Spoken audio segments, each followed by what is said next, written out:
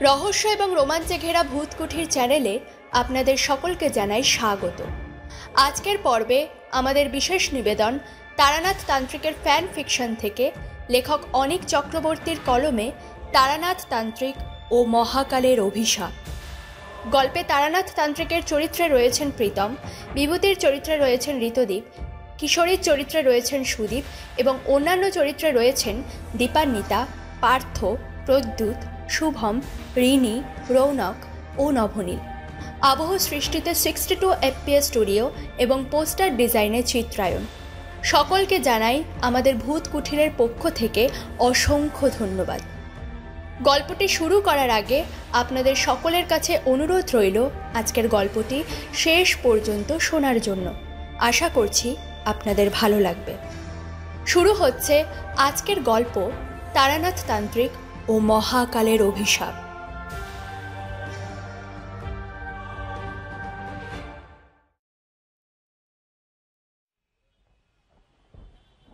সেই দিন ছিল মহাশিবরাত্রি, কিন্তু দিনটা মেঘলা থাকার কারণে আর আপিসে একটা হাফ ছুটি পাওয়ার দরুন ফিরতি পথেই ভাবলাম যে তারানাথের সাথে একটু দেখা করে যাই। যেমন ভাবা তেমন কাজ। আমি আপিস থেকে বেরিয়ে মঠলেনগামী একটা ট্রাম ধরে নিয়ে চলতে শুরু করলাম।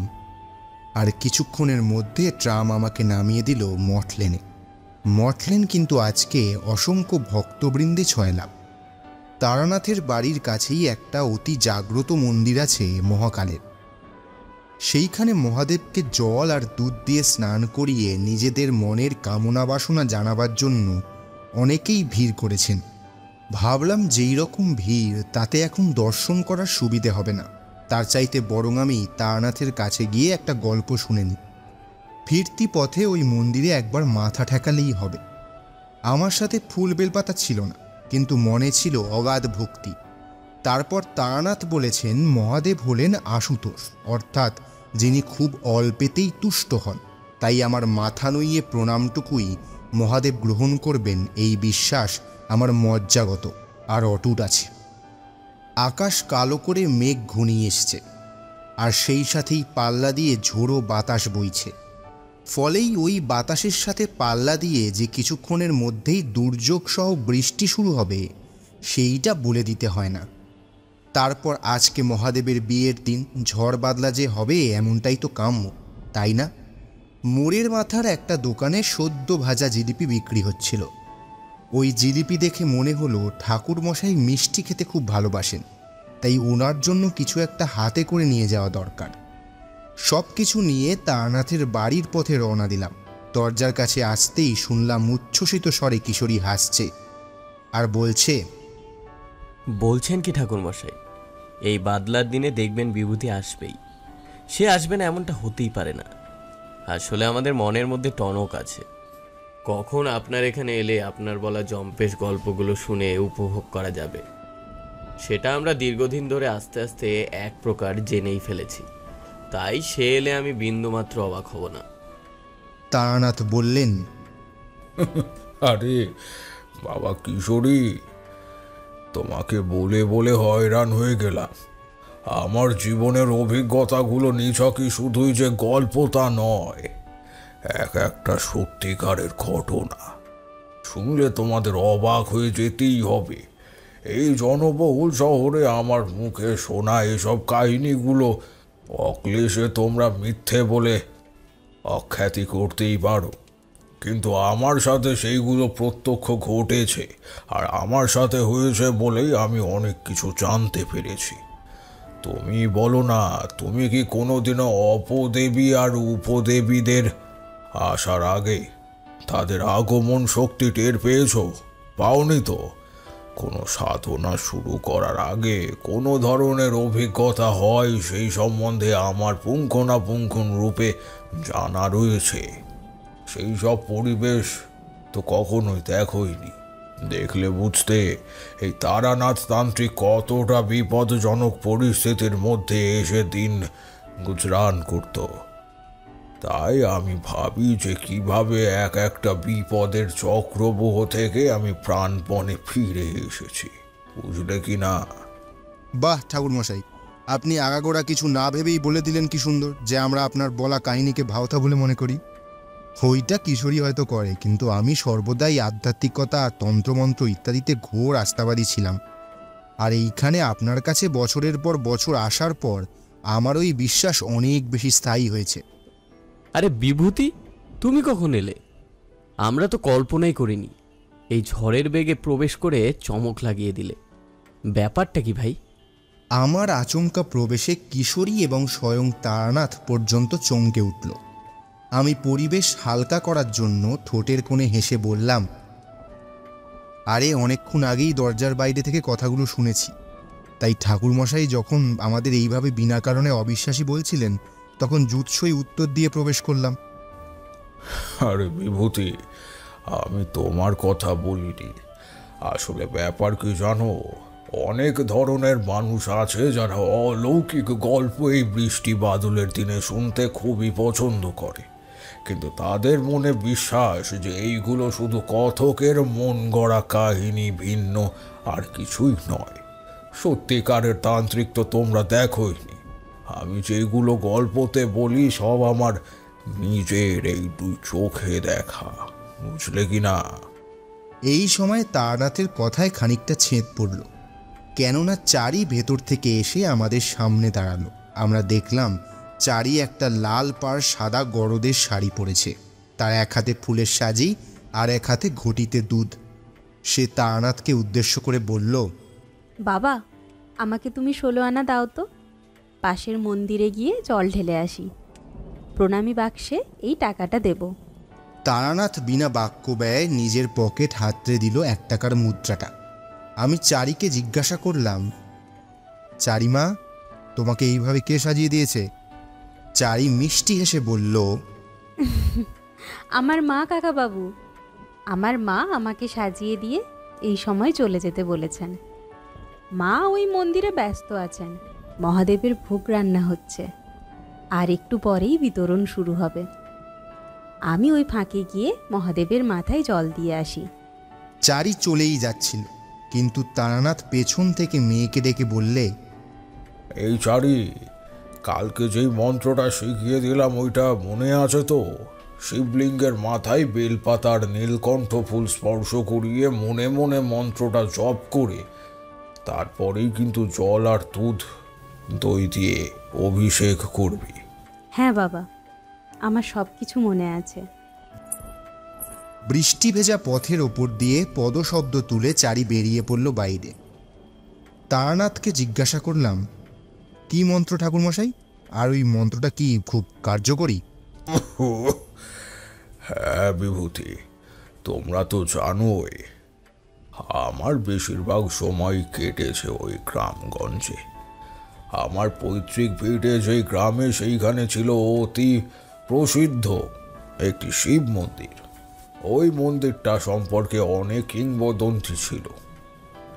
তবে হ্যাঁ, মন্দিরটা এতই প্রাচীন যে কেউ বলতে পারতো না কবে কে ওই মন্দিরটা নির্মাণ করেছে।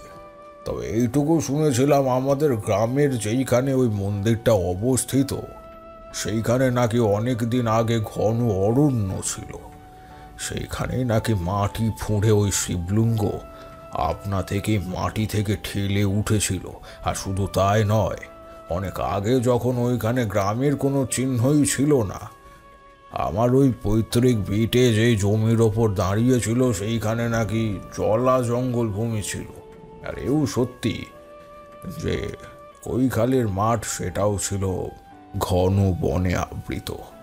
তখন সমস্ত জায়গায় ধুধু মাঠ আর বন বাদারে ভর্তি। বাঘ শেয়াল এদের সর্বদা ছিল আনাগোনা। একদিন ওই পথ দিয়ে একজন পথিক রাত্রের অন্ধকারে যেতে গিয়ে দেখতে পাই একজন কম বয়সী, বেশ সুশ্রী ধরনের শিশু দাঁড়িয়ে রয়েছে আর কাঁদছে। ওই পথিক এগিয়ে গেল, তারপর ওই ছেলেটিকে কোলে তুলে নিয়ে জিজ্ঞাসা করলো, এই খোকা, তুমি আধা রাত্রে এখানে দাঁড়িয়ে অমনভাবে কাঁদছো কেন গো? তোমার বাড়ি কই? ছেলেটি কাঁদতে কাঁদতেই জবাব দিল, আমার খুব খিদে পেয়েছে, আমার দুধ চাই, দুধ। আমার খুব খিদে পেয়েছে, আমাকে কিছু খেতে দাও না, আমার খুব খিদে পেয়েছে। লোকটির সাথে দুধ ওই সময় ছিল না, ফলেই সে পড়ল মহা ফাঁপড়ে। তারপর অন্ধকার ঘনিয়ে আসছিল, ফলেই ছেলেটিকে নিয়ে যে তিনি অনেক বিপদে পড়েছেন সেই কথা আর বলার বাকি রাখে না। তিনি এইবার ছেলেটিকে প্রশ্ন করলেন, তা খোকা, তোমার নাম কি? তোমার বাড়ি কোথায়? ছোট ছেলেটি কান্না থামিয়ে বলে উঠল, আমার নাম ভোলানাথ, লোকে আমাকে শিশু ভোলানাথ বলে। আর আমার বাড়ি ওই বনের মধ্যে ঢুকে সোজা গিয়ে ডাইনে বেঁকে গেলেই দেখতে পাবে আমার বাড়ি। তুমি যাবে আমার বাড়ি, দেখবে আমি কোথায় থাকি। আদার করে এলেও লোকটি নিজের অনিচ্ছা সত্ত্বেই এক প্রকার হ্যাঁ বলে দিল, আর সে ওই ছেলেটার পথ অনুসরণ করে চলতে শুরু করলো। আর গিয়ে যা দেখলো তাতে তার দুই চোখ ছাপিয়ে জল বেরিয়ে এলো। আমি আর কিশোরী দুইজনেই একে অপরের মুখের দিকে চেয়ে থাকার পর তারানাথের মুখের দিকে চাইলাম। তারানাথের মুখের ভাবে স্পষ্ট ভক্তিভাব ফুটে উঠেছে। তিনি উজ্জ্বল চোখে দেওয়ালে টাঙিয়ে রাখা চলতি বছরের ক্যালেন্ডারের মধ্যে হরপার্বতীর ছবির দিকে চাইলেন। তারপর আবেগঘন স্বরে বলে উঠলেন, ওই লোকটা ওই ছেলেটার পথ অনুসরণ করলো, কিন্তু ছেলেটা তাকে গন্তব্যে পৌঁছে দিয়ে সরে পড়েছে। আর ওই লোকটি ছেলেটিকে খুঁজতে শুরু করেছে। নিজের মনেই বলে উঠল, আরে ভোলানাথ গেল কই? সে ভিন্ন আমি এই অরণ্য থেকে বেরোবো কি করে? কিন্তু খানিক দূরেই সে দেখলো একটা কালো পাথরের শিবলিঙ্গ থেকে জ্যোতি উদ্ভাসিত হচ্ছে, আর সেই শিবলিঙ্গের পাশেই সেই ছেলেটা স্মিত হাস্যে দাঁড়িয়ে রয়েছে। কিন্তু তার পরনে তখন মহাদেবের মতোই বাঘের ছাল, আর মাথায় জটা জুটো, গলায় সাপ। হুবহু জীবন্ত মহাদেবের আদলে ওই ছেলেটাকে দেখতে পাচ্ছিল ওই অজ্ঞাত পথিক এতই ভেবাচাকা খেয়ে গেল যে তার প্রথম দিকে কিছুই বলার রইল না। কিন্তু হুঁশ ফিরতেই সে বার দুই নিজের চোখটাকে রোগড়ে নিয়ে বলতে শুরু করলো, একই দেখছি আমি, আমার কপাল এতই ভালো, আমি মহাকালের দর্শন পেলাম। তার কানের কাছে দৈব্যবাণী ভেসে উঠল। লোকটাকে মহাদেব আদেশ দিলেন যে এই শিবলিঙ্গ প্রতিষ্ঠা করলে তার ভালো হবে, আর এই গ্রামের নাম হবে রুদ্রপুর। এইটুকু বলে কিছুক্ষণ চুপ করে থেকে তারানাথ আবার বলে উঠল, ওইখানেই ওই গ্রামের মাটিতে আমার মায়ের কোল আলো করে জন্মেছিলাম আমি। বুঝেছ বিভূতি? লোকটা কি ফিরে গিয়ে কথাগুলো বলেছিল পাশের গ্রামে? না বিভূতি, সেই সুযোগ হয়নি। ঈশ্বর দর্শন হলেই সাধারণ মানুষ কি বেঁচে থাকে? সাধনার পথে বেরিয়ে জেনেছি, সদ্গুরুর কাছ থেকে উচ্চ মার্গের সাধনা করলে তবেই সেই দেহ তৈরি হয়। এই যে ধ্যান মন্ত্রগুলো তৈরি হয়েছে, অর্থাৎ দেবদেবী কেমন দেখতে ছিলেন সেইগুলো যে জেনেছি, সেইগুলোই লেখা সম্ভব হয়েছে তখন যখন সাধকরা তাদের ইষ্টদেবের চাক্ষুষ প্রত্যক্ষ করতে পেরেছে। কিন্তু ঈশ্বরের তেজ সহ্য করতে গেলে আলাদা শরীর দরকার হয়। সে অনেক গুহ্য ব্যাপার স্যাপার, তোমরা বুঝবে না। এইটুকু বলে রাখি, ওই ব্যক্তি সেই দিন ওই দৃশ্য দেখার পর নাকি উন্মাদ হয়ে জ্ঞানহারা হয়ে পড়ে গিয়েছিল। আর পাশের গ্রাম থেকে আসা কাঠুরিয়ার যখন তাকে ওইভাবে আবিষ্কার করলো আর জল টল দিয়ে অনেক সেবা শুশ্রূষা করলো, তখন ওই লোকটা বিড়বিড় করে আগের রাত্রে দেখা তার ওই অভিজ্ঞতার কথাগুলো বলে শেষ নিঃশ্বাস ত্যাগ করলো। তারপর কি ওই গ্রামের লোক গিয়েছিল সেখানে আর গিয়ে খোঁজ পেয়েছিল ওই শিবলিঙ্গের? হ্যাঁ কিশোরী, তোমার কথা একদম ঠিক। তবে যেই দিন মন্দির প্রতিষ্ঠা হয়েছিল ওই দিনটা ছিল নাকি বেশ অদ্ভুত দিন। আমাদের গ্রামের প্রথম জমিদার এসেছিলেন। এইখানে গ্রাম আর জমিদার দুই পত্তন করবে বলে, আর ওইখানে এসে তিনি সমস্ত জমি জমা কিনে নেন। আর বাইরে থেকে আসা মানুষদের সেই জমি বিক্রি থাকার সুযোগ করে দেন। আমাদের পূর্বপুরুষ ছিলেন তার মধ্যেই।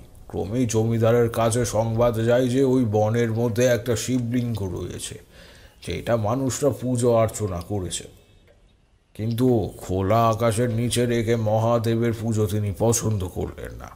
তিনি তার নায়েবকে বললেন, নায়েব মশাই, আপনি দ্রুত পালকি বাহকদের প্রস্তুত হতে বলুন। ওইখানে আমি ওই মূর্তি দর্শন করতে চাই, আর ওইখানেই আমি একটা মন্দির নির্মাণ করতে চাই। মন্দির হলে গ্রামের মানুষেরা নৃত্য সেইখানে পূজা অর্চনা করতে পারবেন। আমি ব্যাপারটা এইবার ভালোভাবে দেখতে চাই।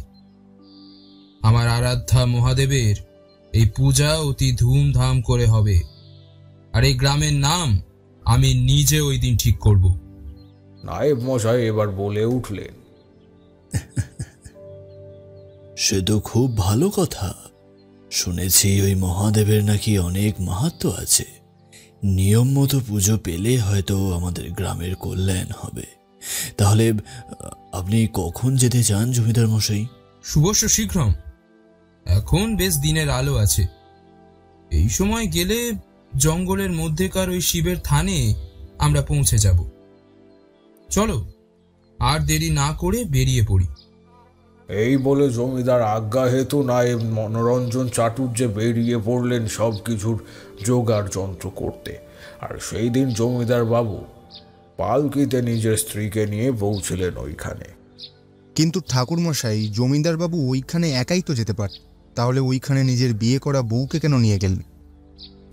শুনেছিলাম ওইখানে আসার আগে নাকি পূর্ববঙ্গে তিনি বিয়ে করেছিলেন, আর সেইখানেই 1 বছর সময় অতিবাহিত করেছিলেন।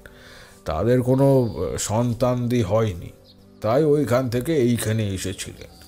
আসলে আমাদের গ্রাম থেকে বক্রেশ্বরটা ঘন্টা 3 ট্রেন জার্নি। ফলেই তিনি বক্রেশ্বর সন্তান লাভের আশায় পূজা দেবেন বলেই মনস্থির করেছিলেন। কিন্তু পাশেই এমন চমৎকার শিবলিঙ্গ আছে শুনে তিনি সেইখানে সবার আগে যাবেন বলে মনস্থির করেন। ওই দিন তিনি ওখানে গেলেন আর প্রাণ ভরে দুধ আর জল দিয়ে অভিষেক করিয়ে মহাদেবের বিগ্রহের সামনে প্রতিশ্রুতি দিলেন যে যদি তাদের পুত্র সন্তান হয় তাহলে তিনি মন্দির গড়িয়ে দেবেন। ওই দিনই তিনি স্বপ্নাদেশ পেলেন যে ওই মহাদেব আর পুজোতে সন্তুষ্ট হয়েছেন। আর সেই সাথে তিনি এও বললেন যে জমিদার মশাইয়ের পুত্র সন্তান হবে। জমিদারবাবুর কি পুত্র সন্তান হয়েছিল ঠাকুরমশাই? হ্যাঁ বিভূতি, মহাদেবের দেওয়া কোনো কথার নড়চড় হয়নি। ঠিক 1 বছরের মাথায় তিনি একজন ইষ্টপুষ্ট সন্তান লাভ করেন। আর মানত করেছিলেন যেমন তিনি মন্দির নির্মাণ করতে গিয়ে কোত্থেকে একজন অঘরী সাধক এসে একদিন ওনার বাড়িতে উপস্থিত হলেন। তিনি আসতেই জমিদার বাবু তাকে বেশ খাতির করে বসলেন আর বললেন, আসুন সাধুজি, আমার এই বৈঠকখানার ঘরে আপনি আসন গ্রহণ করুন। আমার কি যে পরম সৌভাগ্য যে আপনার মতো সিদ্ধ সাধকের আগমন হয়েছে। হর হর মহাদেব। জমিদার বাবু, আপনার ঘরে পুত্র সন্তান হয়েছে এইটা আমি জেনেছি। একবার তাকে নিয়ে আসুন। আর শুনলাম আপনি নাকি জঙ্গলের উত্তর দিকে যে জলাজমির ধারে বিরাট জঙ্গলটা আছে সেইখানে মন্দির নির্মাণ করবেন বলে মানত করেছিলেন। হ্যাঁ সাধু বাবা, কিন্তু আপনি এত কথা জানলেন কি করে? সে আপনাকে জানতে হবে না। আমি আপনার ওই সন্তানকে দেখতে এসেছি, আর সেই সাথেই মন্দির নির্মাণ কিভাবে করতে হবে সেই সম্পর্কেও কথা বলতে এসেছি। আচ্ছা সাধুজি, আপনি একটু বসুন, আমি এক্ষুনি আনছি আমার ছেলেকে। এই কে আছিস? আমার ছেলেকে একবার নিয়ে আয় তো, সাধুজি দেখতে চেয়েছেন। অজ্ঞাত ওই অঘরী সাধু জমিদার বাবুর ওই পুত্র মুখ দর্শন করবেন শুনে তার স্ত্রী তড়িঘড়ি সন্তান সহ বেরিয়ে এলেন বাইরে।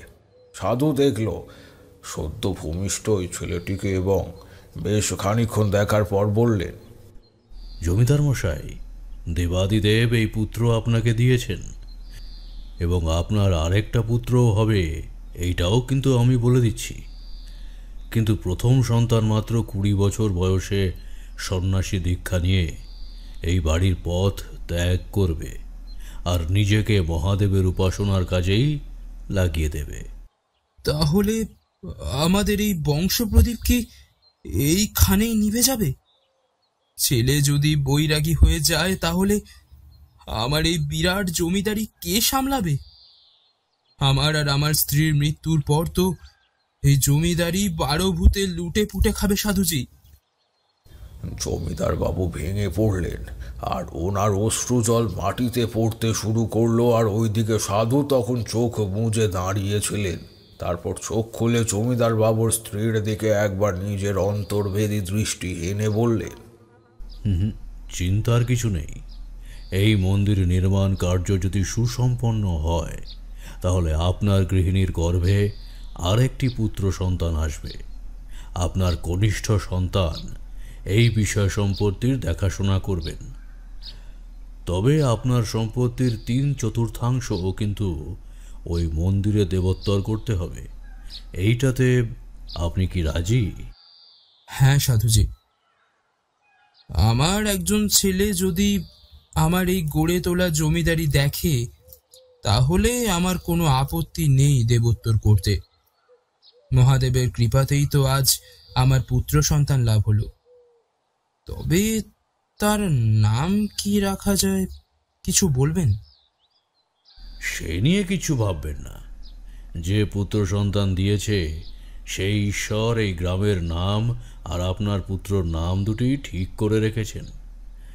এখন শুধু সময়ের অপেক্ষা। হর হর শম্ভু, হর হর শম্ভু। এই বলে ওই অঘরী সাধু থামলেন। জমিদার বাবু অনেক কিছু ফল মূল দিয়েছিলেন ওনার সেবনের জন্য, কিন্তু তিনি এক দানাও স্পর্শ করলেন না। শুধু বললেন, আচ্ছা ঠাকুরমশাই, আপনি তো ওই সময় জন্মাননি, তাহলে এইভাবে এত কথা কি করে বলছেন? ওই সময়কার কোনো লোক নিশ্চয়ই বেঁচে ছিল না আপনাকে পুঙ্খানুপুঙ্খরূপে সব কিছু বলার জন্য। তাহলে এত কথা আপনি জানলেন কি করে? কিশোরীর কথায় খানিকটা অবিশ্বাস মিশেছিল। আমি ভাবলাম বোধহয় এইবার তারানাথ ভীষণ চটে উঠবে, কিন্তু না, আমার ধারণা মিল খেল না। তারানাথ প্রশান্ত মুখেই বাইরের বৃষ্টিধারা দেখতে দেখতে বলে উঠলেন, তোমরা হয়তো ভুলে যাচ্ছ, আমি আর 4-5 জন সাধারণ মানুষের মতো নই। আর আমার বেশিরভাগ সময় কেটেছে বাইরে বাইরে। জ্ঞান হওয়ার পর থেকে আমি সর্বদা অজানার প্রতি ঝোঁক থাকার দরুন এগিয়ে গিয়েছি। এই কথাগুলো আমি একমাত্র চন্দ্র দর্শনেই জেনেছি। আর একজন আমাকে জানিয়েছিলেন, সেই কথা পরে আসছে। বলছেন কি ঠাকুরমশাই? সামান্য চন্দ্র দর্শনে আপনি কয়েকশো বছর আগের ইতিহাস জেনে ফেললেন?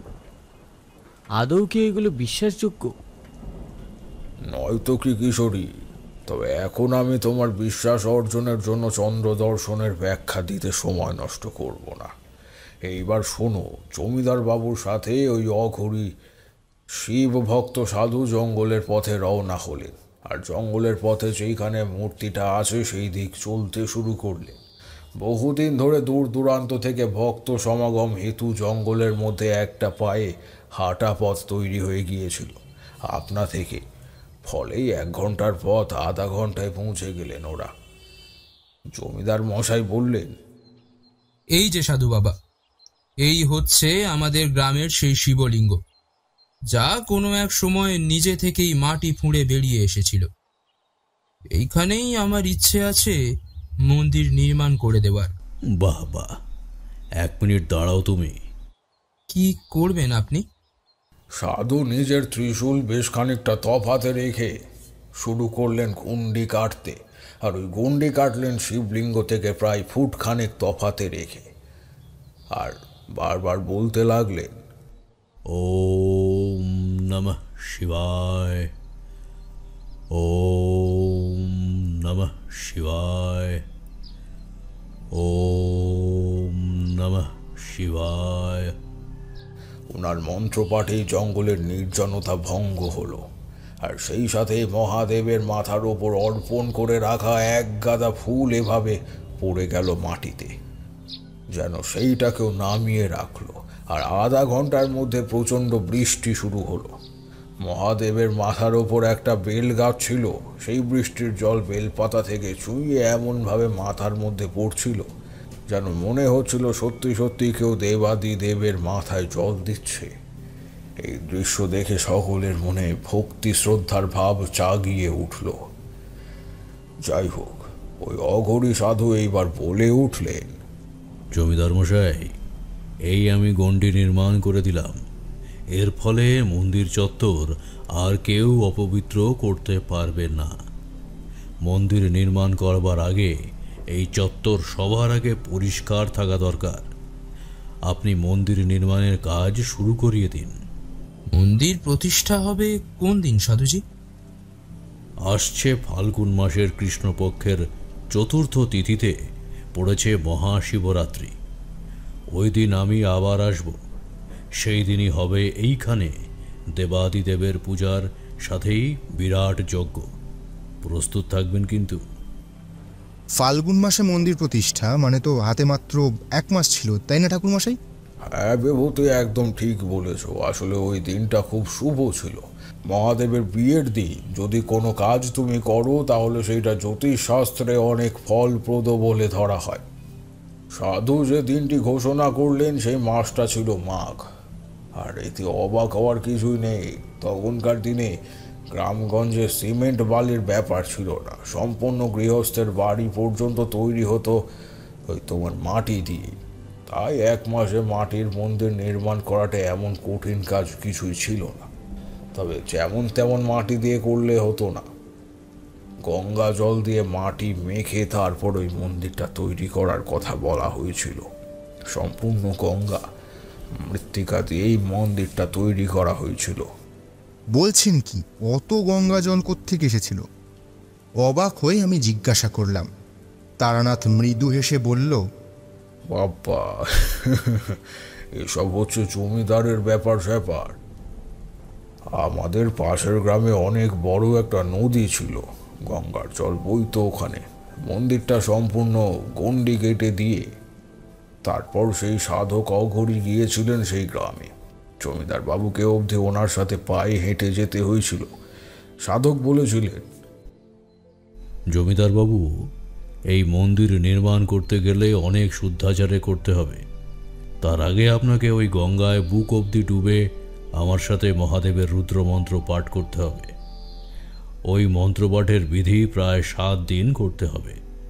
দেখবেন মন্ত্রপাঠ সম্পূর্ণ হওয়ার দিন একটা আশ্চর্য জিনিস ঘটবে। কি আশ্চর্য জিনিস ঘটবে সাধুজি? আমার এই গ্রামের হিত হেতু যদি কিছু ঘটে থাকে তাহলে আমার আর কোনো অসুবিধা নেই। দয়া করে আপনি আমাকে বলে দিন, আমাকে কি কি করতে হবে। কিছুই করতে হবে না, আমি আপনাকে দেখিয়ে দিচ্ছি মন্ত্রপাঠের বিধি। আর কাল থেকে প্রায় টানা 7 দিন ধরে আপনি নিচে এইখানে সকাল সকাল এসে আমার দেখানো মতো সব কিছু করবেন, কেমন? তাহলেই হবে। শেষ দিন আপনি একটি শিবলিঙ্গ পাবেন, ওইটা নিজের সাথে এনে ওই মন্দিরে রেখে দেবেন, দেখবেন কল্যাণ হবে। এই বলে ওই সাধক গঙ্গায় নেমে প্রায় ধীরে ধীরে বুক অবধি চলে গেলেন। তারপর আঁচলা ভরে জল নিয়ে সেইটা সূর্যের দিকে করে মন্ত্রপাঠ করতে শুরু করলো। আর পিছনে জমিদার বাবু নিজেও ওই একই পদ্ধতি করলেন। এইভাবেই 7 দিন কেটে গেল। আর বলা ভালো, ওই যে শেষ দিন সত্যি সত্যি কোত্থেকে ভেসে এলো একটা ছোট্ট শিবলিঙ্গ। শিবলিঙ্গটা পাথরের, আর তাতে লেপে রয়েছে সাদা চন্দন। ওইটা নিয়ে তিনি চলে এসেছিলেন। কিন্তু হায়, এই অঘরী সাধকের অভিসন্ধির কথা যদি সে জানতো তাহলে হয়তো এই ভুলটা করতেন না। অঘরী সাধকরা একদিকে যেমন ভালোভাবে মানুষের কল্যাণ করতে পারেন, তেমনি ওই সাধকের ক্রোধের আগুনে জ্বলে ওঠে সব কিছু। একটু একটু করে তিনি ভুল করে বসেছিলেন। এই বলে ঠাকুরমশাই খানিকক্ষণ চুপ করে রইলেন। আর ওনার মুখ দেখে আমরা বেশ চিন্তিত হয়ে পড়লাম। বলা বাহুল্য, তিনি যে কিছু একটা ভাবছেন সেইটা আমাদের কাউকেই বলে দিতে হচ্ছিল না। কিশোরী এইবার অনেকক্ষণ চুপ থাকার পর ঠাকুরমশাইকে বলল, তারপর কি নির্দিষ্ট সময়ের মধ্যে ওই মন্দির নির্মাণ হয়েছিল ঠাকুরমশাই? নির্মাণের পর ওই দিনই কি অঘরী সাধক এসেছিলেন? বটে, ওই সাধক এসেছিলেন। ওই দিন ছিল বিশেষ দিন। জমিদার বাবু ওইখানে আসার পর অনেক নতুন মানুষ ওই গ্রামের অধিবাসী হয়, আর তাদের ওইখানে থাকার প্রায় 4 বছরের মাথায় এত কিছু ঘটে। ওই দিন সকাল থেকেই জমিদার বাবু বেশ প্রসন্ন ছিলেন। তিনি নিজের নায়েবকে ডাকলেন। নায়েব মশাই বলছি, ও নায়েব মশাই, শুনছেন? আগে হুজুর, কি জন্য ডেকে পাঠালেন? আজকেই তো সেই দিন, তাই না? আমি ভাবছি একবার দেখে শুনে আসবো এই মন্দিরটা। বাবার কৃপায় আমি পুত্র সন্তানের মুখ দেখলাম। আর শুধু তাই নয়, তোমার রানীমাও আবার পোয়াতি হয়েছেন। রাজজ্যোতিষী গণনা করে বলেছেন যে অতি শুভ লক্ষণে আমার কনিষ্ঠ পুত্রটিও জন্ম নেবে, আর সে যে পুত্র হবেই এই সম্বন্ধে আমার পূর্ণ বিশ্বাস আছে। হ্যাঁ জমিদার বাবু, কথাটা আপনি ঠিকই বলেছেন। কেননা ওই অঘরী সাধু বাবা তো বলেই গেলেন যে আপনার প্রথম সন্তান 20 বছরে গৃহত্যাগী হলেও কনিষ্ঠ সন্তান এই জমিদারি রক্ষণাবেক্ষণে তৎপর হবে। আর আজকের দিনেই তো আপনার প্রথম সন্তানের নামকরণ করবেন উনি। থাক, আজকে মহাশিবরাত্রির দিনে ওই কথা তোমাকে স্মরণ করিয়ে দিতে হবে না। আমি চিন্তা করেছি যে ওই মন্দির চলাচলের পথটা সুগম করে দেব। আর তুমি আজকে শিব মন্দির প্রতিষ্ঠার দিনে সকল গ্রামবাসীকে মন্দির চত্বরে থাকার কথা জানিয়ে দাও। আর কারোর বাড়িতে যেন চুলো না জ্বলে, কারণ সকল প্রজাদের আমি আমার এইখানেই পাত পেড়ে অন্ন সেবা করাতে চাই। নায়েবের মুখে নিজের ছেলের বৈরাগ্যী হওয়ার কথা শুনে জমিদার বাবু কিঞ্চিত মনক্ষুণ্ণ হয়ে গিয়েছিলেন। তবু তিনি নিজের ক্রোধ সম্বরণ করে বললেন, জমিদার বাবুর নির্দেশে মন্দির সেজে উঠেছিল, আর গ্রামের প্রতিটি মানুষ ওই বন বাদার ভেঙে সেইখানে চলে গিয়েছিল পূজা দেখবে বলে। আর অনেকে সেই জমিদারের উদারতা দেখে জয় জয়কার করেছিল। নির্দিষ্ট সময় দূর থেকে একটা রব শোনা গেল।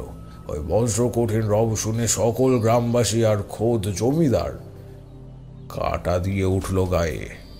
জমিদার বাবুর স্ত্রী নিজের প্রথম সন্তানকে কোলে নিয়ে দাঁড়িয়ে আছেন। তখনকার দিনে জমিদার মশাই মন্দির একেবারে অনেক টাকা খরচ করে নির্মাণ তো করেছিলেন, সেই সাথেই মোমবাতি আর প্রদীপ এই দুয়ের মনো নয়। মন্দিরটা আরো বেশি সুন্দর দেখাচ্ছিল। আলোর ছটায় মহাদেবের গা থেকে যেন প্রভা বেরুচ্ছিল। দূর থেকে ওই অঘরী সাধুকে রব তুলে আসতে দেখা সকলের 2 হাত বুকের কাছে উঠে এলো। সকলে দূর থেকে তাকে প্রণাম জানালেন। আর সেই সাধু বলতে বলতে আসছিল, হর হর শম্ভু, হর হর শম্ভু, হর হর শম্ভু, জয় মহাকাল।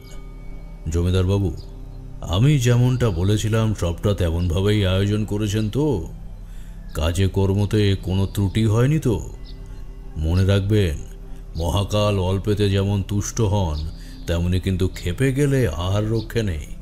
হ্যাঁ হ্যাঁ সাধুজি, আমি একেবারে আপনার বলা কথা মতোই কাজ করেছি।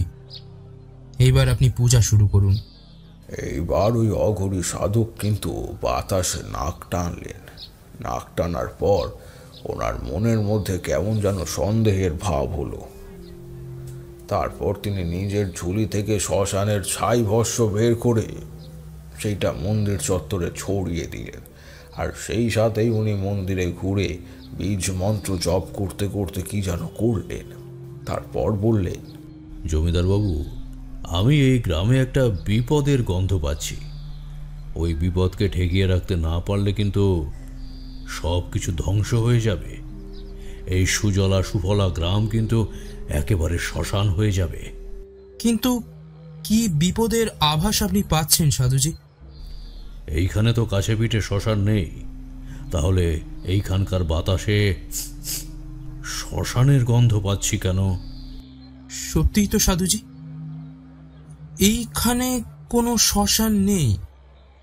শ্মশান আছে এইখান থেকে প্রায় মাইল 2 দূর, যে নদীটার উজানের দিকে হাঁটলে পড়ে। কিন্তু আমাদের এই গ্রামের আসন্ন বিপদ থেকে কে উদ্ধার করবে সাধুজি? আর আমাদের বিপদ কবে থেকে শুরু হবে, সব কথা বলুন। বিপদ আপনার এখনই হবে না। আমি এই শিব মন্দির প্রতিষ্ঠা করে দিয়ে যাব, আর সব শেষে একটা শিব মন্ত্র দিয়ে যাব। সেইটা এই গ্রামের বাইরে যেন না যায়। ওই মন্ত্রটা যে যখন শুদ্ধাচারে পাঠ করবে তার ফল লাভ হবে। কিন্তু বিপদ আসবে না সেই কথা কিন্তু বলছি না। আমি দেখতে পাচ্ছি আজ থেকে প্রায় 300 কি তারপরের কয়েকটা বছরে এই গ্রামে আছড়িয়ে পড়বে সেই বিপত্তি। সেই থেকে একমাত্র বাঁচার পথ হলো নিত্য এই শিবলিঙ্গের মহাসমারোহে পুজো ও জপতপ করা। আমি প্রতি 51 বছর অন্তর এইখানে এসে তারপর নতুনভাবে আমার তান্ত্রিক পদ্ধতিতে এই মহাকালের পুজো করে মন্ত্রের শক্তি দ্বিগুণ করে দিয়ে যাব। কিন্তু আমার কথার খেলাপ করে যদি একদিনও ওই মন্দিরে পুজো বন্ধ হয়, তাহলে নেমে আসবে এই গ্রামের বুকে মহাদেবের ক্ষোভ। আর সেই ক্ষোভের পরিমাণ যে কি হবে সেইটা আমাকে বলতে হবে না। তাই নিত্যদিন পূজা করাটা চাই। আমার সব কথা মাথায় রইল সাধুজি। এইবার আপনি শুরু করুন পূজা। গ্রামের মানুষের বাইরে এই মন্ত্র যাবে না। আমার জীবিত দশায় এই মন্ত্র দিয়ে আমি মানুষের হিত করতেই থাকব। দরকার হলে এই মন্ত্র আমি নিজে লিখে নেব একটা গুপ্ত পুঁথিতে। সেটার হদিশ শুধু আমার বংশধর পাবে, আর তারাই আমার গ্রামের মানুষদের বলে দেবে। তারপর ওই অঘরী সাধক নিয়ম মেনে প্রায় ঘন্টা 2-3 ধরে একটানা পূজা করলে। পূজা সে দেখার মতো বিভূতি কিশোরী, সে তোমাদের বলে বোঝানো যাবে না। সাধক মহারাজ ছিলেন বাঙালি, নাম গুরু সদাই দত্ত। তিনি যেইখানে জন্মেছিলেন সেই বাড়িতে প্রতিদিন শিব মন্ত্র পুজো হতো। পূজার সময় তিনি যখন ওই শিবলিঙ্গের ওপর জল অভিষেক করবেন বলে উঠে দাঁড়িয়েছিলেন, তখন তার চোখ গেল জমিদার বাবুর দিকে। জমিদার বাবু একদম নিজের সন্তান আর পরিবারের জন্য তার ইষ্টের কাছে প্রার্থনা করছেন। ওই অঘরী এইবার বলে উঠল, জমিদার বাবু, আপনি আমার কাছে আসুন, চরণ যুগল খুলে আসুন, আর আমার দেওয়া ওই সাদা রঙের ধুতিটা পরে নিন। এইবার আপনাকে গ্রামের জমিদার রূপে অনেক বড় দায়িত্ব নিতে হবে। কিন্তু আজকের কাজের উপরই নির্ভর করছে গ্রামের কল্যাণ অকল্যাণ। আপনি হলেন এই গ্রামের ভূস্বামী। নিরীহ গরিব প্রজাদের কথা চিন্তা করে এই কাজ আপনাকেই করতে হবে। জমিদার বাবু এক মনে ওই কথাগুলো শুনে ভক্তি গদগদ চিত্ত হয়ে বললেন, হ্যাঁ অঘরী বাবা, আমি এই গ্রামের মাথা। প্রজা পালন আমার অবশ্য কর্তব্য। আপনি যেমন বলবেন সেই রকমই আমি করতে এক কথায় প্রস্তুত। কিন্তু আমার ভয় হচ্ছে একটা জায়গায়। কিসের ভয় জমিদার বাবু? আপনার সামনে যেখানে অত্যাধিক জাগ্রত শিব দাঁড়িয়ে আছে সেখানে ভয় কিসের? আপনি তুচ্ছ ব্যাপারে ভয় পাচ্ছেন, এইটা আপনার কাছে আমি প্রত্যাশা কিন্তু করিনি। দাঁড়িয়ে থাকা নায়েব গোমস্ত আর অনেক প্রজারা তখন চুপ করে গেল, আর সকলের মুখেই বিস্ময়ের রেখা। সকলেই ভাবছেন যে কিভাবে ওই অঘরী সাধু জমিদার বাবুর মনের কথা জানতে পারলেন। এই একই কথা জমিদার বাবু নিজেও ভাবছিলেন। তিনি ইতস্তত করে জিজ্ঞাসা করলেন, কিন্তু আপনি কি করে জানলেন আমার মনের কথা অঘরী বাবা? ওরে পাগল, আমরা হলাম সাধু সন্ত মানুষ। দিনের পর দিন নানা জায়গায় ঘুরে বেড়ানো আর সেইখানে থাকার পর সাধনা করে মহাদেবের কৃপা লাভ করেছি। আপনার এই মন্দিরটা নির্মাণ করার কথা আমাকে খোদ মহাদেব স্বপ্নাদেশ দিয়েছিলেন, আর আমাকে এই গ্রামের অদূর ভবিষ্যতে হওয়া আশু বিপদের কথাও বলেছিলেন। আর কি করলে এই বিপদ থেকে চিরতরে মুক্তি পাবেন আপনারা সেই কথাও আমাকে স্মরণ করিয়েছিলেন। তাই আমি সুদূর বেনারস থেকে চলে এসেছি এই গ্রামে। নিন, এবার তাড়াতাড়ি করুন, নইলে শুভ সময়টা বয়ে যাবে। তাড়াতাড়ি করুন। হ্যাঁ সাধুজি, আমি এক্ষুনি তৈরি হয়ে নিচ্ছি। জমিদার বাবু নিজের পরনের দামি বেশভূষা খুলে তার উপর শুধু একটা খাঁটি ধুতি পরে প্রায় দিগম্বর হয়ে চলে এলেন।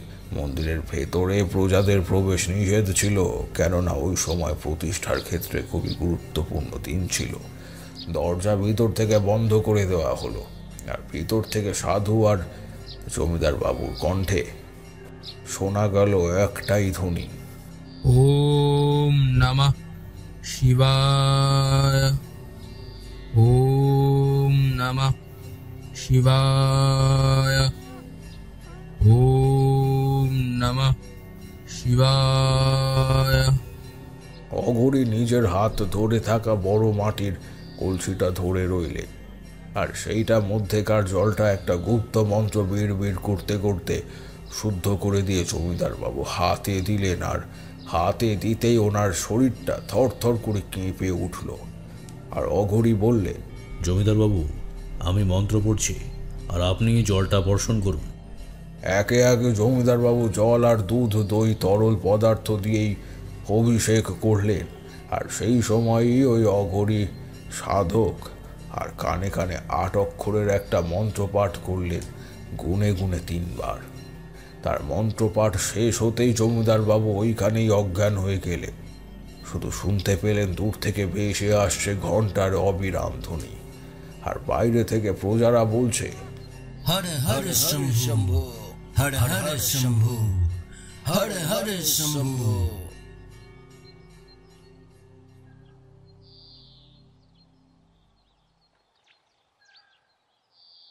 জ্ঞান যখন ওনার ফিরল তখন জমিদার বাবু নিজের শয়ন কক্ষে। আর সেই সময় তিনি চোখ মেলে দেখলেন যে পাশেই তার অনেকগুলো লোক দাঁড়িয়ে রয়েছে। আচ্ছন্নভাবে জমিদার বাবু চোখ খুলে বললেন, অঘরী সাধু বাবা কই? উনি কই? আমার খোকা, সেই বা কই? পাশেই বসেছিলেন জমিদার বাবুর স্ত্রী উমা দেবী। তিনি ছেলেকে জমিদার মশাইয়ের পাশেই শুয়ে দিয়ে বললেন, ওগো, আমি এখানেই আছি, আর খোকা সকলেই সুস্থভাবে আছে। তুমি তখন মন্দিরের ভিতরে পুজো করতে করতে জ্ঞান হারিয়ে মূর্ছা গিয়েছিলে। সাধুজি আসছেন একটু পরেই। গিন্নি, তুমি অঘরী বাবাকে ডেকে আনো। আমার ওনাকে দেখার জন্য মন কেমন করছে, দ্রুত ডেকে আনো। স্বামীর কথা শুনে রানীমা 2 বার শুধু তালি দিলেন, আর একজন প্রহরী দ্রুত গিয়ে ওই অঘরী সাধককে ডেকে নিয়ে এলেন। ওই সাধক কিন্তু বাইরে একটা গাছের নিচে বসে তামাক সেবন করছিলেন। ডাক পেয়ে উনি এলেন, আর কাছে এগিয়ে এসে জমিদার বাবুর মাথায় হাত রেখে স্নেহ ভরা কণ্ঠে বললেন, রজতবাবু, আপনি পেরেছেন। আপনি যা পারলেন সেইটা অনেকেই পারে না। আপনার কল্যাণ হবে, দেখে নেবেন। কিন্তু কিশোরী জিজ্ঞাসা করল, ঠাকুরমশাই, দিব্যি তো জমিদার বাবুকে নিয়ে গল্পটা বলছিলেন, তাহলে এই রজত কার নাম? খুব মন দিয়ে কথাগুলো শুনছিলাম ঠাকুরমশাইয়ের কাছ থেকে, কিন্তু মাঝপথে কিশোরী ব্যাগড়া দেওয়ার কারণে আমার মেজাজ গরম হয়ে গেল। তাই উষ্মা সহকারে 2 কথা শুনিয়ে তাকে বললাম, কিশোরী, তুমি একটা স্বভাব দোষে সর্বদা মজলি নষ্ট করে দাও। এইটুকু জানো না জমিদার বাবুর নামই তো রজত? এইটুকু বোধবুদ্ধি নেই তোমার মধ্যে? ছি ছি। আমার কথা শুনে তারনাথ মৃদু হেসে বলল, আরে কিশোরী, ওই জমিদার বামুন ছিলেন, আর ওই জমিদারের নাম আমার আগেই তোমাদের বলা উচিত ছিল। ওনার নাম হলো রজত চট্টোপাধ্যায়, পূর্ববঙ্গের কোনো এক প্রত্যন্ত গ্রামের লোক। আমাদের গ্রামে এসেছিলেন প্রথম। তখন আমাদের গ্রামটা গ্রাম ছিল না, বনজ অঞ্চল পূর্ণ ছিল। যাই হোক, এই রজতবাবু পাশে শুয়ে থাকা নিজের বড় ছেলের মাথায় হাত দিয়ে অঘরীর দিকে করুণ দৃষ্টিতে তাকিয়ে বললেন, আমার কি হয়েছিল অঘরী বাবা? আমি তো মহাদেবের মাথায় জল দিচ্ছিলাম, তারপর দুধ দিয়ে স্নান করাতেই আমার শরীরটা মনে হলো অত্যাধিক শক্তি সঞ্চার হচ্ছে। তারপর দুই চোখের পাতা ভারী হয়ে আসছিল, আর ওই কারণেই আমার মনে হলো যেন আমি আমার দেহের ভারসাম্য হারিয়ে ফেলেছি। কি হয়েছিল আর আমি কি পেয়েছি? কেন আমাকে এত বাহবা দিচ্ছেন, একটু বুঝিয়ে বলুন। অঘরী সাধু একটু হাসলে, তারপর জমিদার রজতবাবুর মাথায় ওনার হাত রেখে আশীর্বাদ করে নিয়ে বললেন, এইটা হচ্ছে মহাদেবেরই কৃপা। আপনি আপনার সব কিছু দিয়ে মহাদেবকে স্মরণ করেছিলেন, পুজোর দ্বারা আপনার ভিতরে কিছু শক্তি উনি দিয়েছেন। এইবার থেকে এই গ্রামের কোনো বিপদ হলে আপনি তা ঠিক করে নিতে পারবেন। শুধু কেউ এলে তার মাথায় হাত রেখে ওম নমঃ শিবায় এইটা বলে দেবেন 3 বার, তাহলেই হবে। এই গ্রামের নাম কি হবে? আর আমার খোকার একটা নামকরণ করে দিন, তাহলে আমার চিত্ত শান্তিতে ভরে উঠবে। সেইটা তো আমি আগেই করে দিয়েছি। আপনি যখন অজ্ঞান হলেন তখন আমি মনে মনে ইষ্ট আদেশ পেয়ে এই গ্রামের নাম করলাম রুদ্রপুর, আর আপনার বড় খোকার নাম হলো আজ থেকে নীলকণ্ঠ, আর অপরজনের নাম রাখলাম মহেশ্বর। নামগুলো শুনে জমিদার বাবুর মুখে প্রশান্তির হাসি ফুটে উঠল। তিনি ওপরের দিকে তাকিয়ে বিড় বিড় করে বলে উঠলে, বাহ, দুটি নামই খুব সুন্দর।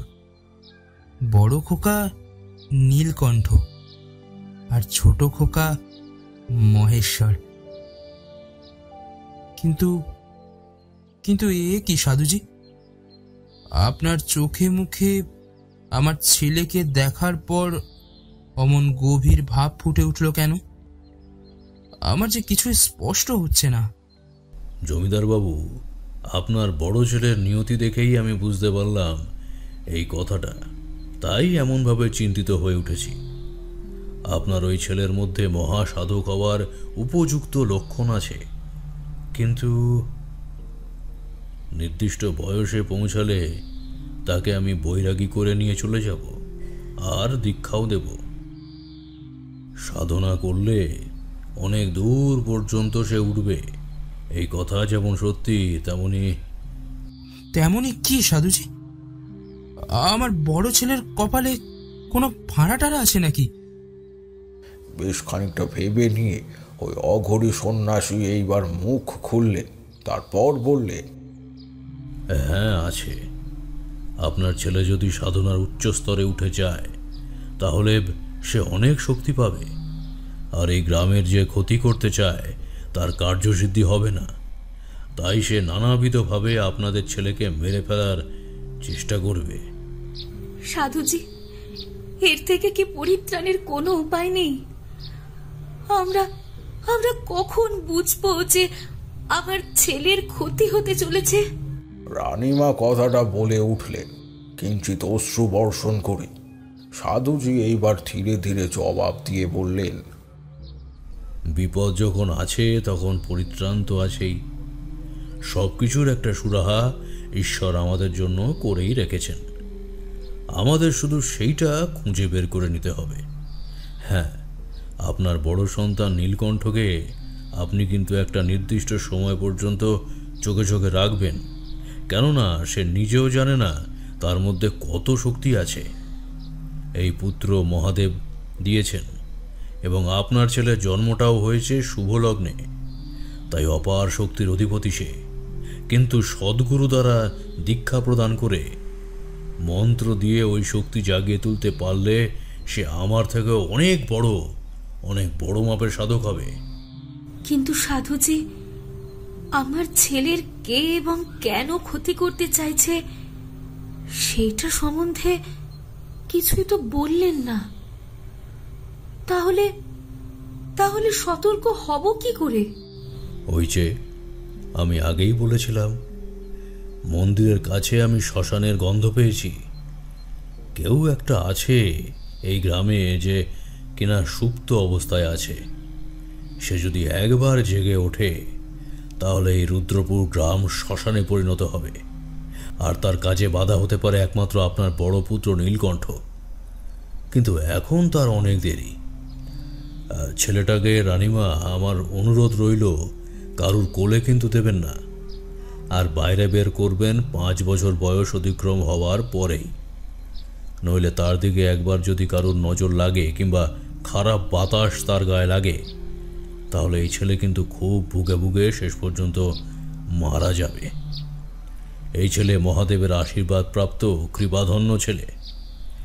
ওই অপশক্তির পূজারীকে ধ্বংস করতে পারবে, কিন্তু তাকে প্রায় 9 বছর ধরে একটানা সাধন ভজন করতে হবে। ওই শক্তিতে সে বলিয়ান হয়ে তারপর সে আবার এই গ্রামে ফিরে আসবে এবং ওই শ্মশানে জেগে ওঠা ওই শয়তানকে নিজের সাধন শক্তি দ্বারা শেষ করে গ্রামের মানুষকে রক্ষা করবে। আর তার আগে একটা কথা এই যে এই ছেলের জ্ঞান হওয়ার পর, হাঁটা চলার পর তাকে নিয়ে প্রতিদিন ওই মন্দিরে নিয়ে যাবেন। সকাল সন্ধ্যা তাকে ওই মন্দিরে নিয়ে গিয়ে আমার দেওয়া মন্ত্র পাঠ করে তাকে মহাদেবের মাথায় জল দিতে হবে। আর মহাশিবরাত্রে তাকে উপোস করে ব্রত পালন করতে হবে। আমি এইখানকার পূজারীকে বলে দেব সব কিছু। তাহলেই আপনার সন্তানের উপর আর কোনো বিপদ সহজে আসবে না। তবু চেষ্টা করবেন 18 বছর অবধি চোখে চোখে রাখার ওকে। আপনি যেমনটা বলবেন তেমনটাই হবে। আমাদের বিশ্বাস আছে মহাদেবের উপর, তিনি যেমন ভাবে রাখবেন। কথাগুলো বলে ওই অঘরী সাধক চলে গেলে তারপর থেকে আমাদের গ্রামে ওই মহাদেবের মন্দিরটা বেশ প্রসিদ্ধ হয়ে উঠল। অনেক সাধক এসেছিলেন আর ওই মন্দির দেখে ওইখানকার মাহাত্ম্য প্রচার করেছিলেন। আমরা ছোটবেলা থেকে কত গল্প শুনেছি ওই মন্দির সম্বন্ধে। শুনে শুনে আমাদের মনে হয়েছিল যে সত্যিই যদি ওই মন্দিরে আবার পুজো শুরু করা যায় তাহলে কত ভালো হতো। কিন্তু হায় নিয়তি, আমাদের সময়টা ছিল অতি খারাপ। অত জাগ্রত মন্দিরটা, মহাদেবের বিগ্রহটা স্পষ্টভাবে কোনোদিন দেখতেই পাইনি। কেন ঠাকুরমশাই, ওই মন্দিরটা আপনাদের গ্রামে ছিল তাও আপনি দেখতে পাননি? ওই গ্রামের ওই প্রসিদ্ধ মন্দিরে কি পুজো হতো না, নাকি তা কি অন্য কিছু ঘটেছিল? ওই মন্দিরটা একসময় বেশ জাঁকজমক করেই মহাদেবের পূজা হয়েছিল। শুধু তাই নয়, যদি কোনোদিন রুদ্রপুর যাও তাহলে বুঝতে পারবে যে ওই জমিদার যার নাম দিয়ে ওই গল্পটা শুরু হয়েছে তার ওই বিরাট প্রসাদ প্রমাণ বাড়িটা ভগ্নস্তূপ হয়ে পড়ে রয়েছে। তিনি অনেক গ্রামবাসীকে উপকার করেছিলেন। কেমন উপকার ঠাকুরমশাই? ওই অঘরী সাধক তো মন্ত্রোচ্চারণের মধ্যে জমিদার বাবুকে দিয়ে মন্দির প্রতিষ্ঠার দিন একটা অতীব জাগ্রত এবং গুপ্ত মন্ত্র দিয়েছিলেন। ওই মন্ত্রের গুণেই তিনি যেই গ্রামবাসীর মাথায় হাত রাখেন তার সমস্যা সুরাহা হতোই। গ্রামের লোকজন অনেক খুশি ছিলেন, কিন্তু সর্বদা সময় একভাবে চলে না। জমিদার বাবু এইবার কপালে দুঃখ শুরু হলো। যাকে তিনি চোখ বুজে বিশ্বাস করেছিলেন সেই বিশ্বাস ভাঙল। ওই জমিদার বাবুর প্রথম সন্তান যখন 20 বছরে পা দিল তখন তাকে নিতে সেই অঘরী সাধক এলেন। 20 বছর আগের প্রতিশ্রুতির কথা জমিদার বাবু ভুলে গিয়েছিলেন। তিনি পুরনো আমলের আরাম কেদারায় বসে তামাক সেবন করছিল। ঠিক সেই সময় তিনি শুনতে পেলেন সেই অতি পরিচিত রব, হর হর শম্ভু, হর হর শম্ভু, হর হর শম্ভু। কি জমিদার মশাই আছেন নাকি? আমি এসেছি কথা মতো। জমিদার বাবু কি তাকে চিনতে পেরেছিলেন ঠাকুরমশাই? হ্যাঁ কিশোরী, চিনতে পেরেছিলেন। তিনি ওই অঘরীকে দেখা মাত্রই শুধু অসন্তুষ্টই হয়েছিলেন তা নয়, আর সেই সাথেই অন্তরাত্মা কেঁপে উঠেছিল তাঁর। তিনি চেয়েছিলেন যে ওই অঘরী আসুক আর তার বাড়ির আতিথ্য গ্রহণ করুক, কিন্তু তাকে তিনি মন্ত্র দিয়েছিলেন, আর মন্ত্রগুরুকে সেবা করাই বিধেয়। তাই শত ইচ্ছা থাকলেও তিনি নিষেধ করতে পারলেন না। নায়েব এসে সংবাদ দিলেন, জমিদার বাবু, সেই অঘরী সাধুজি এসেছেন। তিনি দীর্ঘ পথ হেঁটে এসেছেন কাশী থেকে। তিনি আপনার সঙ্গে দেখা করতে চান। ওই যে বারবার রব তুলছেন। কি বলবো? বলে দাও যে আমি এখন দেখা করতে পারবো না। আর হ্যাঁ, নীলকণ্ঠকে বলে দিও যে সে যেন নিজের কক্ষ ছেড়ে ওই সাধকের কাছে ভুলেও না যায়। আমি চাই না সে ওই অঘরী সাধকের সামনে চলে যাক। তুমি ওই সাধককে কিছু দিয়ে বিদায় করো। এখানে যেন আশ্রয় না নিয়ে বসে। খেয়াল করবে কিন্তু নায়েব। কিন্তু জমিদার মশাই, উনি যে আপনার কুলগুরু, তাকে কি ওইভাবে অবহেলা করা ঠিক হবে? উনি যে আপনার সাথেই দেখা করতে চান, আমি তো দেখলাম ওনার চেহারা। ত্রিশূল হাতে তিনি পুরো গ্রাম মাথায় তুলে আসছিলেন। তার সামনে কেমন করে বলি যে আপনি ওনার সাথে দেখা করতে চান না? চলুন না একবার ওনার কাছে। তিনি ছিলেন বলেই এই রুদ্রপুর গ্রামের এত উন্নতি হয়েছে, আর এইখানে সেই চাপা বিপদ জাগ্রত হতে পারেনি। জমিদার বাবু এইবার ক্ষিপ্ত হয়ে বললেন, নায়েব মশাই, এইবার কিন্তু আপনি সীমা অতিক্রম করছেন। আমি যা বলেছি সেটাই পালন করুন। আমার বড় ছেলে কই? আমার বড় ছেলে সে কই? তাকে চোখে চোখে রাখা দরকার। তার যে সংকট উপস্থিত, আমি কিছুতেই তাকে বৈরাগী হতে দেব না। সে আমার জমিদারি সামলাবে। বংশের বড় ছেলে নীলকণ্ঠ, তাকে একজন সাধু এসে নিয়ে যাবে, সেটা কিভাবে সম্ভব? যান, বলে দিন। আর তার দরকার নেই জমিদার মশাই। বাহ, আপনি প্রতিশ্রুতি দিয়ে সেইটার খেলাপ করেছেন। আমাকে দেওয়া প্রতিশ্রুতি আপনি এইভাবে খেলাপ করলে কি আপনি পার পেয়ে যাবেন ভেবেছেন? আমি সেই 20 বছর ধরে অপেক্ষা করছি, তার কি কোনো মূল্য নেই ভেবেছেন? নীলকণ্ঠকে আমি আমার সাথে নিয়ে যাবই।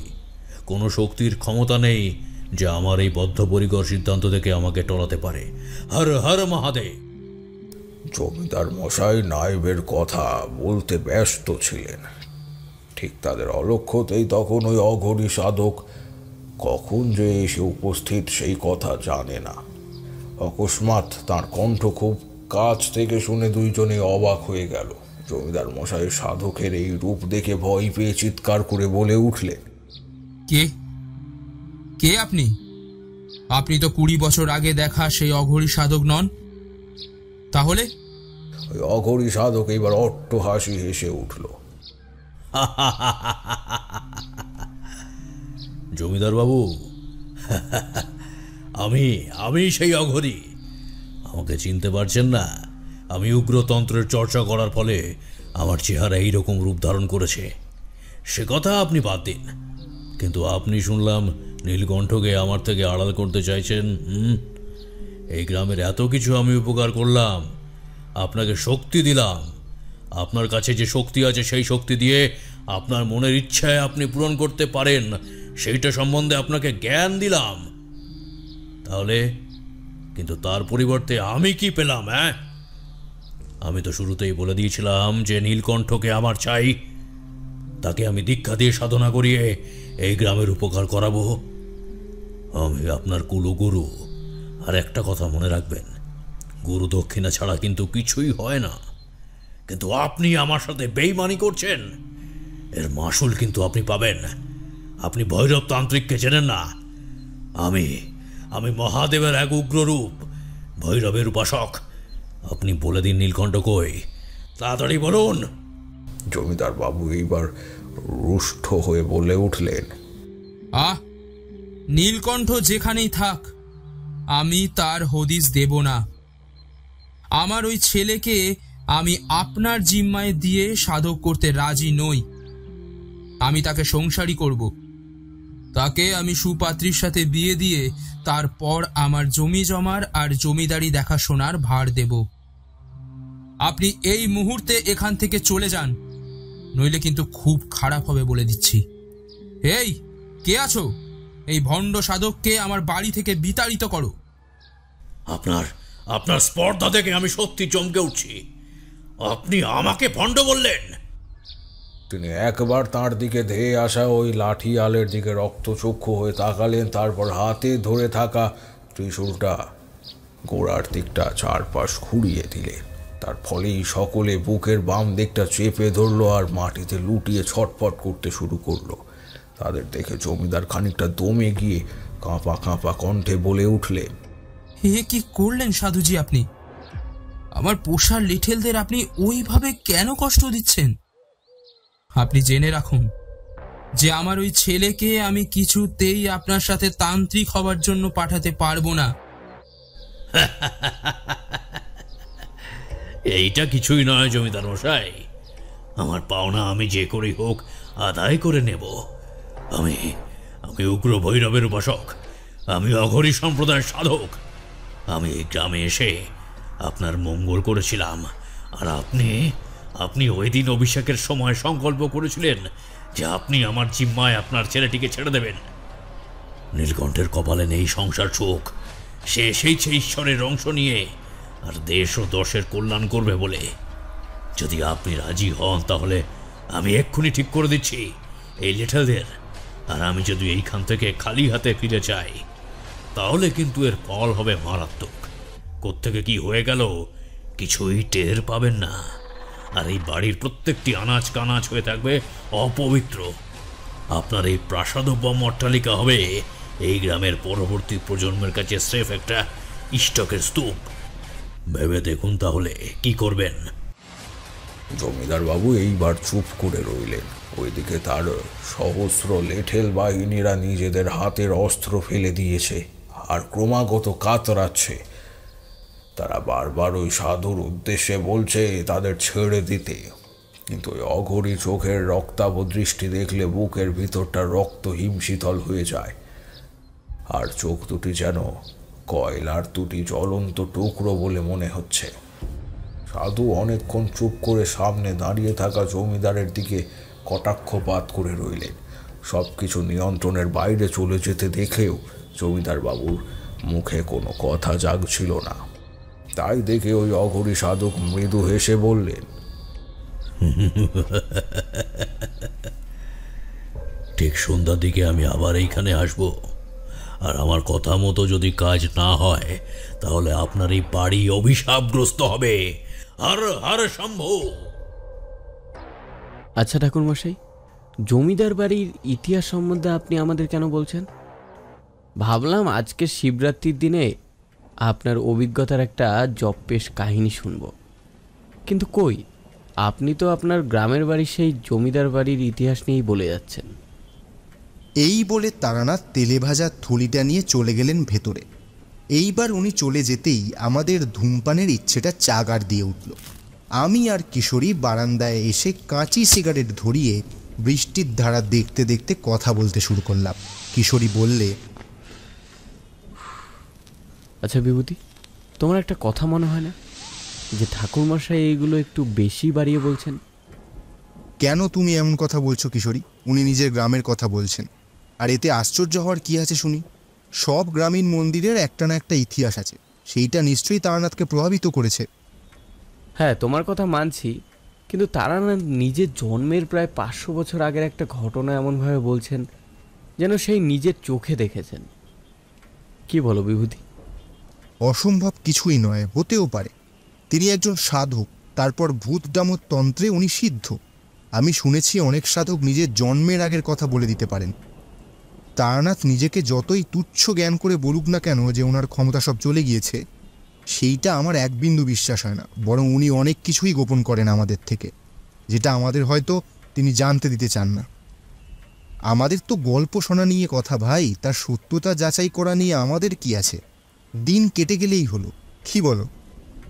হ্যাঁ হ্যাঁ, সে কথা একেবারে ঠিকই বিভূতি। ওই যে তারানাথ মনে হয় চলে এসেছে, ওনার কাশির শব্দ পেলাম আমি। জমিয়ে এবার আমাদের বাকি গল্পটা শুনতে হবে। আমার যে আর তর্স হইছে না, চলো না গিয়ে দেখি কি বলে। যাওয়ার আগে আমি কিশোরীকে শেষবারের মতো সতর্ক করে দিয়ে বললাম, দোহাই ভাই দোহাই, তুমি উল্টোপাল্টা প্রশ্ন করো না। কেননা ঠাকুরমশাই খেই হারিয়ে ফেলেন, ওনার বলা এই অংশটুকু আমার শোনার জন্য মন কেমন আহুবাহু করছে। এই ইতিহাসের পর উনি আমাদের নিজের জীবনের অভিজ্ঞতা শোনাবেন, সেইটা তো শুনতেই হবে। আরে বিভূতি, তুমি বুঝতে পারছো না কেন? আমি ঠাকুরমশাইকে বাদ সাদি না, কিন্তু যেগুলো একেবারেই অসম্ভব সেইগুলো তুমি বলো না, ঠিক সহ্য করা যায় কি? আরে বাবা, এইখানে কি আমরা ঠিক ভুলের হিসাব করতে এসেছি, নাকি এসেছি গল্প শুনতে? তুমি যদি কোনো বেফাস কথা বলো তাহলে উনি খাপ পায়ে উঠে গেলে তখন ওনাকে শতস্তুতি বাক্য দিয়েও সন্তুষ্ট করা যাবে না। বেশ বেশ বিভূতি, সে নিয়ে তোমার ভাবনা নেই।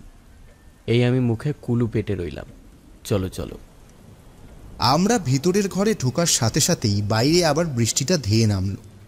তারানাথ নিজের বৈঠকখানার ঘরে একটা সুগন্ধি ধূপ জ্বালিয়ে রেখেছে। ওই গন্ধেই বৈঠকখানার ঘরটা বেশ আমোদিত হয়ে উঠেছে।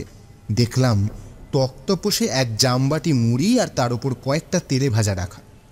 কিশোরী এক খাবলা মুড়ি মুখে চালান করতে করতে জিজ্ঞাসা করল, আচ্ছা ঠাকুরমশাই, জমিদারবাবু কি নীলকণ্ঠকে ওই অঘরী সাধকের সাথে পাঠিয়েছিলেন? তারানাথ উদাসভাবে বলে উঠল, কোনো বাবা মা কি চায় নিজের ছেলেকে গৃহত্যাগী করতে? সন্ধ্যার দিকে ওই সাধক এলে আর তিনি নীলকণ্ঠকে নিয়ে পরদিনই চলে গেলেন। অবশ্য ওই দিনই তিনি তাকে সেই জঙ্গলের মধ্যে শিব মন্দিরে নিয়ে চলে গিয়েছিলেন। তারপর জমিদার বাড়িতে কান্নার রোল উঠল, কিন্তু জমিদারবাবু ভেবেছিলেন যে সাধু যখন ঘুমিয়ে পড়বে তখন তিনি লেঠেল নিয়ে ওই জঙ্গলে প্রবেশ করবেন, আর সেইখানে গিয়েই তিনি তার ছেলেকে নিয়ে চলে আসবেন আর অন্য গ্রামে তাকে পাঠিয়ে দেবেন। কিন্তু জমিদারবাবু জানতেন না যে ওই অঘরী ছিল তার থেকে অনেক চতুর। জমিদারবাবুর লেঠেলরা গিয়ে সারা জঙ্গল চষে ফেলল, কিন্তু না কোনো হদিশ পেল না। উল্টে তারা জঙ্গলে একটা ছায়া দেখে ভয়ে প্রাণপণে ছুটে চলে এলো। নিজেদের প্রাণের মায়াটা তাদের কাছে অনেক বেশি আগে প্রাধান্য পেল, আর সেটাই স্বাভাবিক। পেলেন না কারণ সাধু নিজের ক্ষমতা গুণে ওই মন্দিরটা ওদের থেকে আড়াল করে রেখেছিল। এইগুলো করে দেওয়া চাই। পরদিন সকালের আলো ফোটার আগেই ওই সাধু নীলকণ্ঠকে নিয়ে চলে গেল নিজের সাথে। জমিদারবাবু আবার দিনের আলোতে বেলার দিকে গিয়ে দেখলো যে কয়েকটা পুড়ে যাওয়া কাঠ পড়ে রয়েছে। তিনি ওইখানে হাঁটু গেড়ে বসে পড়লেন আর মহাদেবের লিঙ্গের সামনে হাউ হাউ করে কেঁদে বলে উঠলেন, হে মহাদেব, নীলকণ্ঠ যে আমার জীবনের একমাত্র বড় পুত্র, তাকে তুমি দিলে যখন, তখন কেড়ে নিলে কেন? তাকে ফিরিয়ে দাও, ফিরিয়ে দাও তাকে। ছেলে চলে যাওয়ার পর ওই ধাক্কা আর তিনি সহ্য করতে পারলেন না। 3 দিনের মধ্যে জমিদারবাবু হৃদরোগে আক্রান্ত হয়ে মারা গিয়েছিলেন। জমিদারবাবুর শোকে ওই বাড়ির সকলেই মন খারাপ করে বসেছিলেন। সকলেই যেন কেমন সংসারের মধ্যে উদাসীন্য দেখা গেল। বাড়ির ছাদটাই যদি সরে যায় তাহলে আর কোনো কাজেই মন থাকে না। ক্রমেই মন্দিরে পুজো বন্ধ হয়ে গেল, আর অঘরী সাধকের বলা কথাগুলো বর্ণে বর্ণে মিলে গেল। জমিদারবাবু মারা যাওয়ার মাসখানেক পরেই দেখা গেল রুদ্রপুরের সেই মহামারী, সেই কলেরা মহামারী। তোমরা তো দেখোনি, দেখলে আরও ওই তোমাদের হৃৎপিণ্ড হয় ভয় লাফিয়ে উঠত। কেন ঠাকুরমশাই, জমিদার রজতবাবু মৃত্যুবরণ করার সাথে গ্রামে মহামারী আসার কি সম্বন্ধ? হ্যাঁ বিভূতি, ওই অঘরী বারবার বলে দিয়েছিল এ অতি জাগ্রত শিবলিঙ্গ, যদি তাকে সন্তুষ্ট করা যায় তাহলে গ্রামের অনেক আয় উন্নতি হবে। অনেক সময় হয়েছে এমনটা। শ্রাবণ মাস চলে আসার পর অনেক সময় বৃষ্টির দেখা মিলত না, তখন গরিব প্রজারা গিয়ে জমিদার বাবুর কাছেই ধর্ণা দিতে। কেঁদে কেঁদে বলতো, জমিদার বাবু, আমাদের কি হবে? এই বছর যে বাদলা হয়নি, আপনি এই গ্রামের মাথা, কিছু একটা ব্যবস্থা করে দিন, না হলে যে না খেতে পেয়ে মারা যাব। এই কথা শুনেই জমিদার বাবু ওই অঘরী থেকে প্রাপ্ত মন্ত্র নিয়ে গ্রামের বৃদ্ধ পুরুত মশাইকে দিয়ে একটা হোম করিয়ে দিতেই পরদিন আকাশে মেঘ জমতে শুরু করে আর বৃষ্টি শুরু হয়। কিন্তু তবু সেটা সেই 20 বছরের মধ্যেই হয়েছিল। কিন্তু নীলকণ্ঠ গৃহত্যাগী হওয়ার পর জমিদার বাবু তো মারা গেলেন, আগেই বলেছি। আর তারপর গ্রামে মহাদেবের রোষে শুরু হলো মহামারী। সে এমন মহামারী যে দাহ করার কাঠ পাওয়া যায় না। আর অনেক দিন ওই জমিদার বাড়ি আর শিব মন্দিরে কোনো লোকজন না যাওয়ায় সেই জায়গা আগের মতো জঙ্গলে আবৃত হতে শুরু করলো। বিগ্রহের কি হয়েছিল ঠাকুরমশাই? প্রশ্ন করলাম আমি। অনেকক্ষণ ভাবার পর ঠাকুরমশাই বললেন, ওই বিগ্রহ একদিন রাত্রের অন্ধকারে চুরি হয়ে গিয়েছিল। তখন জমিদার বাবু মারা গিয়েছিলেন এবং সেই সাথেই মন্দিরে আর কেউ যায়নি। মন্দিরের চূড়োয় ওপরকার ওই প্রতিষ্ঠিত ত্রিশূলটা ভেঙে পড়েছিল। আর তারপর মহামারীতে এমনিতেই ওই গ্রামের ভিটে মাটি ছেড়ে অনেক মানুষ পালিয়ে গিয়েছিল। গ্রাম যখন একদম ফাঁকা তখন কেউ হয়তো ওই মূর্তি চুরি করে নিয়ে পালিয়েও গিয়েছিল, সেই কথা আমার জানা নেই। তারপর থেকে ওইখানে আর কেউ যায় না, জায়গাটা পোড়ো বলে সকলে এড়িয়ে চলে। অভিশপ্ত মন্দির পরিণত হয় মহাকালের অভিশাপ বলে কথা। সে কিশোরী, সে খণ্ডন করবে এমন শক্তি কারও নেই। কিন্তু ওই যে মন্ত্রটা আপনি চারিকে পড়তে দিলেন, সেইটা কার কাছ থেকে পেয়েছিলেন? ওই মন্ত্রটা কি কেউ আপনাকে দিয়েছিল, নাকি আপনি নিজে নিজেই ওই মন্ত্রটা কোথাও থেকে পেয়েছিলেন? হ্যাঁ, সেই কথাই আমি এইবার তোমাদের বলবো। এই কথাটা আমি তোমাকে এক কথাই বলে বোঝাতে পারবো না, কেননা এইটা সেই মন্ত্রটা যেইটা ওই অঘরী সাধক দিয়েছিলেন প্রথম জমিদার বাবুকে মন্দির প্রতিষ্ঠার দিন। আর জমিদার বাবু সেই মন্ত্রটা একটা খাতায় স্পষ্টভাবে লিখে রেখেছিলেন। ওনার সর্বদা ভয় থাকতো যে ওই মন্ত্রটা খাতায় যেন কেউ না নিয়ে চলে যায়, কিন্তু তিনি তার ছোট ছেলে মহেশ্বরকেও বলে দিতে পারেনি। তার আগেই অপঘাতে মৃত্যু হয় তার, এমনকি তার দেহটাও পাওয়া যায়নি। কে কোথায় তার ওই দেহটা যে লুকিয়ে রেখেছে সেইটাও জানা ছিল না। আর এর ফলে গ্রামের মধ্যে ঘনিয়ে এসেছিল একটা বিপদ, সেটাই আমি খণ্ডন করেছিলাম। তবে সেইটা খণ্ডন করা খুব একটা সহজ ছিল না। প্রত্যেকবার আমার মনে হয়েছিল যে বিপদের খাড়া কেউ যেন আমার উপর ঝুলিয়ে রেখেছে। গ্রামের বাইরে একটা প্রকাণ্ড বট গাছ ছিল, সেইখানে একবার এক জটা জটোধারী সাধু এসেছিলেন। তোমরা তো জানোই আমি কেমন, সাধু সন্ত দেখলে পরেই সেইখানে না গিয়ে থাকতে পারি না। তেমনি একবার একজন সাধু আমাদের রুদ্রপুর গ্রামে এলেন, আর তিনি আসতেই সেই সংবাদ গ্রামে ছড়িয়ে গেল। নানা মেয়ে বউ সকলে মিলে চলে গেল আর নিজেদের ইচ্ছের জন্য নৈবেদ্য সহযোগে প্রার্থনা করতে লাগলো। সন্ধে অবধি ওইখানে দাঁড়িয়েছিলাম। সাধু কিন্তু ঘোর শাক্ত, সেইটা দেখলেই বুঝতে পারা যাচ্ছিল। তার পরনে একেবারে রক্তাম্বরা রুদ্রাক্ষের মালা, পিঠ অবধি চুল। একজন মেয়ে ওইখানে দাঁড়িয়েছিল, মেয়েটা বলছিল তার দুঃখের কথা। মেয়েটা প্রায় চোখের জল ফেলে অনেক মিনতি করেই বলেছিল নিজের কথা।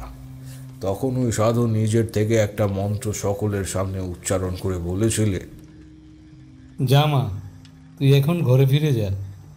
এই ফুলটা রাখ তুই, আমার ইষ্টদেবীর আশীর্বাদী ফুল এটা। এই ফুলটা তুই ছুঁয়ে দে নিজের ছেলের কপালে, আর একটা আম গাছের ডাল পুড়িয়ে সেটা দিয়ে তার আপাদমস্তক ঘুরিয়ে দে। দেখবি তোর ছেলে কালকের মধ্যেই ঠিক হয়ে যাবে। আর কোনো দিন বিকেলের দিকে ছেলেকে একলা ছাড়িস না। মেয়েটা ওই ফুলটা নিয়ে চলে গেল।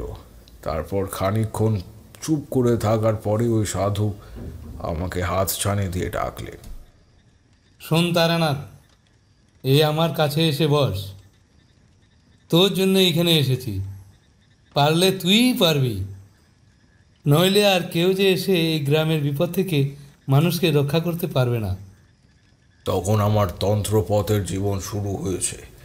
না পেয়েছি মাতু পাগলির দেখা, না পেয়েছি মধুসুন্দরী দেবীর দেখা। একেবারে তখন আনকোড়া নতুন আমি ওই সাধুর ডাকে এগিয়ে গেলাম তার দিকে। তারপর বললাম, হ্যাঁ বলুন, আমাকে কি করতে হবে আর কি বিপদ আসছে? সাধু আমার দিকে বেশ খানিকক্ষণ তাকিয়ে রইলেন নির্বিকার হয়ে। তারপর বললেন, হ্যাঁ বিপদ আসছে, আমি সঠিক মানুষের দেখা পেয়েছি, নইলে আমার এইখানে আসা বৃথা নয়। জয় মা, জয় মা, তোর মধ্যে সেই সকল গুণ আছে। তুই যদি আমার কথা শুনে চলিস তাহলে তোকে আমি বললে তুই পারবি। তবে এই কাজ ঝুঁকির, কিন্তু এই বলে আমাকে আনুপূর্বিক অনেক কথা ওই গ্রাম সম্বন্ধে, এই গ্রামের প্রথম জমিদার রজত চট্টোপাধ্যায় সম্বন্ধে পুঙ্খানুপুঙ্খন রূপে বলতে থাকেন তিনি। আমি হা হয়ে সব প্রায় ঘন্টা 2 সময় নিয়ে শুনলাম। তারপর নিজের বাড়িতে পেয়ারা তলায় বসে চন্দ্র দর্শন করে জেনেছি সব কিছু। এই সাধু আমাকে সব কিছু বলে দিয়ে গিয়েছিলেন। তারানাথ, এই গ্রামের মানুষগুলো খুব বিপদগ্রস্ত। আমি এখানে এসেছি শুধুমাত্র এই গ্রামের মানুষগুলোকে রক্ষা করতে। সেই অঘোরই বলেছিল যে এই গ্রামের শ্মশানের গন্ধ ভেসে আসছে। আর যেদিন এই কথাটা বলেছিল তার থেকে 400-500 বছর পর আজকের দিনে সেই বিপদটা এইবার মাথাচাড়া দিয়ে উঠেছে। যদি এখন কিছু না করা যায় তাহলে এই গ্রাম আবার উজাড় হয়ে যাবে। আগেই ওই জমিদার বাবু মারা যাওয়ার পর এই গ্রামের কলেরার মোড়ক লেগে অনেক মানুষ মারা গিয়েছিল, কিন্তু এইবার তার থেকেও সাংঘাতিক বিপদ ঘনিয়ে আসছে। যা করার তোকেই করতে হবে। কি করব সাধুজি আমি? আমাকে শুধু একবার বলে দিন। আমার নিজের প্রাণ থাকতে আমি সর্বদা চেষ্টা করব যাতে যাতে কিছু একটা করা যায়। আর হ্যাঁ, আমাকে এও বলে দিন কে আমার এই গ্রামের ক্ষতি সাধনের চেষ্টা করছে। সেই ব্যক্তিই ক্ষতি চায় এই রুদ্রপুর গ্রামের, যে কিনা ওই শিবলিঙ্গটা চুরি করেছিল মন্দির থেকে। চুরি করেছিল? কিন্তু কেন চুরি করেছিল সাধুজি? কি এমন ছিল সেই শিবলিঙ্গে? আছে আছে, অনেক কিছুই আছে। তুমি সাধনার পথে এই নতুন এসেছ তাই জানো না। কিছু কিছু মূর্তির মধ্যে এমন অনেক বিশেষত্ব থাকে যেটা কাছে এনে উপযুক্ত তিথিতে সাধনা করলে সাধক অমিত ক্ষমতার অধিকারী হতে পারে। তাই আমি চাই যে ওই সাধককে তোমাকে পরাস্ত করতেই হবে। দিনটা আমি বলে দেব। আর জমিদারের দেহ সেই চুরি করেছে। কার দেহ? কে চুরি করেছে সাধুজি? আরে তারানাথ, জমিদারবাবু যখন অপঘাতে মরল তখন দাহ কার্য কি সম্পন্ন হয়েছিল? শুনেছ কোথাও? কই না তো, শুনিনি। শুনেছিলাম যে শিয়াল কুকুরে টেনে নিয়ে গিয়েছে। আমার ছেলে মানুষের কথা শুনে ওই সাধু হেসে বললেন, না তারানাথ, তুমি যেটা ভাবছ তেমনটা ঠিক নয়। ওই মন্দিরে যে মূর্তিটা চুরি করেছে সেই ব্যক্তিই দেহটা সরিয়েছে। আমার কেমন যেন অবাক লাগলো, তাই আমি জিজ্ঞেস করলাম, কিন্তু জমিদার রজত চট্টোপাধ্যায় তো আজ থেকে প্রায় 500 বছর আগে ছিলেন আমাদের গ্রামের প্রথম জমিদার। আর তিনি মানে ওই জমিদারবাবু মারা যাওয়ার পর ওই 2 মাস 6 মধ্যে কলেরা শুরু হয়েছিল। সেই সময় শিবলিঙ্গ চুরি হয়েছিল। আর আপনি বলছেন যে সেই একই ব্যক্তি আবার জমিদারবাবুর দেহটা সরিয়েছিলেন। তাহলে একজন ব্যক্তিকে এতদিন অবধি বেঁচে থাকতে পারে নাকি? হ্যাঁ, এ তো ভারী অবাক করা কাণ্ড। হ্যাঁ তারানাথ, যোগ বলে সব সম্ভব। তোমার মধ্যে যদি সাধন শক্তি থাকে তাহলে ওইটা তুমিও করতে পারো। সেই চাইছে যে তোমার এই গ্রামের আবার ক্ষতি করতে। আসলে ওই শিবলিঙ্গটা সে হাতের কাছে পেলেও তাকে জাগ্রত করার ওই গুপ্ত মন্ত্রটা সে জানে না। তাই সে আসবে ওই মন্ত্রটার সন্ধানে। তার আগে তোমাকে ওই মন্ত্রের খাতাটা উদ্ধার করে নিজের কাছে এনে তারপর আমার সাথে দেখা করবে। আমি তোমাকে সর্বতভাবে সাহায্য করব, কিন্তু তোমাকে নিজেই ওখানে গিয়ে সেই হারিয়ে যাওয়া খাতাটা জোগাড় করতে হবে। পারবে তো? কিন্তু সাধুজি, আমি হদিশ পাবো কি করে? আপনি তো বললেন যে খাতায় ওই জমিদার মন্ত্রটা লিখে রেখেছেন, সেইটা কেউ জানে না কোথায় এখন আছে। তাহলে ওইটা খুঁজে পাবো কি করে? আর ওই জঙ্গলে গিয়ে খোঁজাখুঁজি করলে বিপদ হতে পারে। কিচ্ছু ভেবো না তুমি তারানাথ। তোমার যাতে গায়ে আচর পর্যন্ত না লাগে সেই ব্যবস্থা আমি করে দেব। তুমি ঠিক কালকে রাত্রের দিকে আমার কাছে আসো।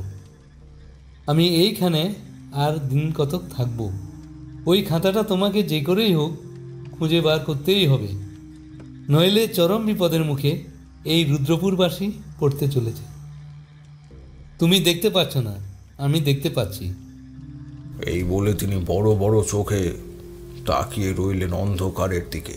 রক্তাম্বর পরিহিত ওই সাধু ভয়ঙ্কর দৃষ্টি দেখে আমি রীতিমতো গাটা ছমছম করছিল।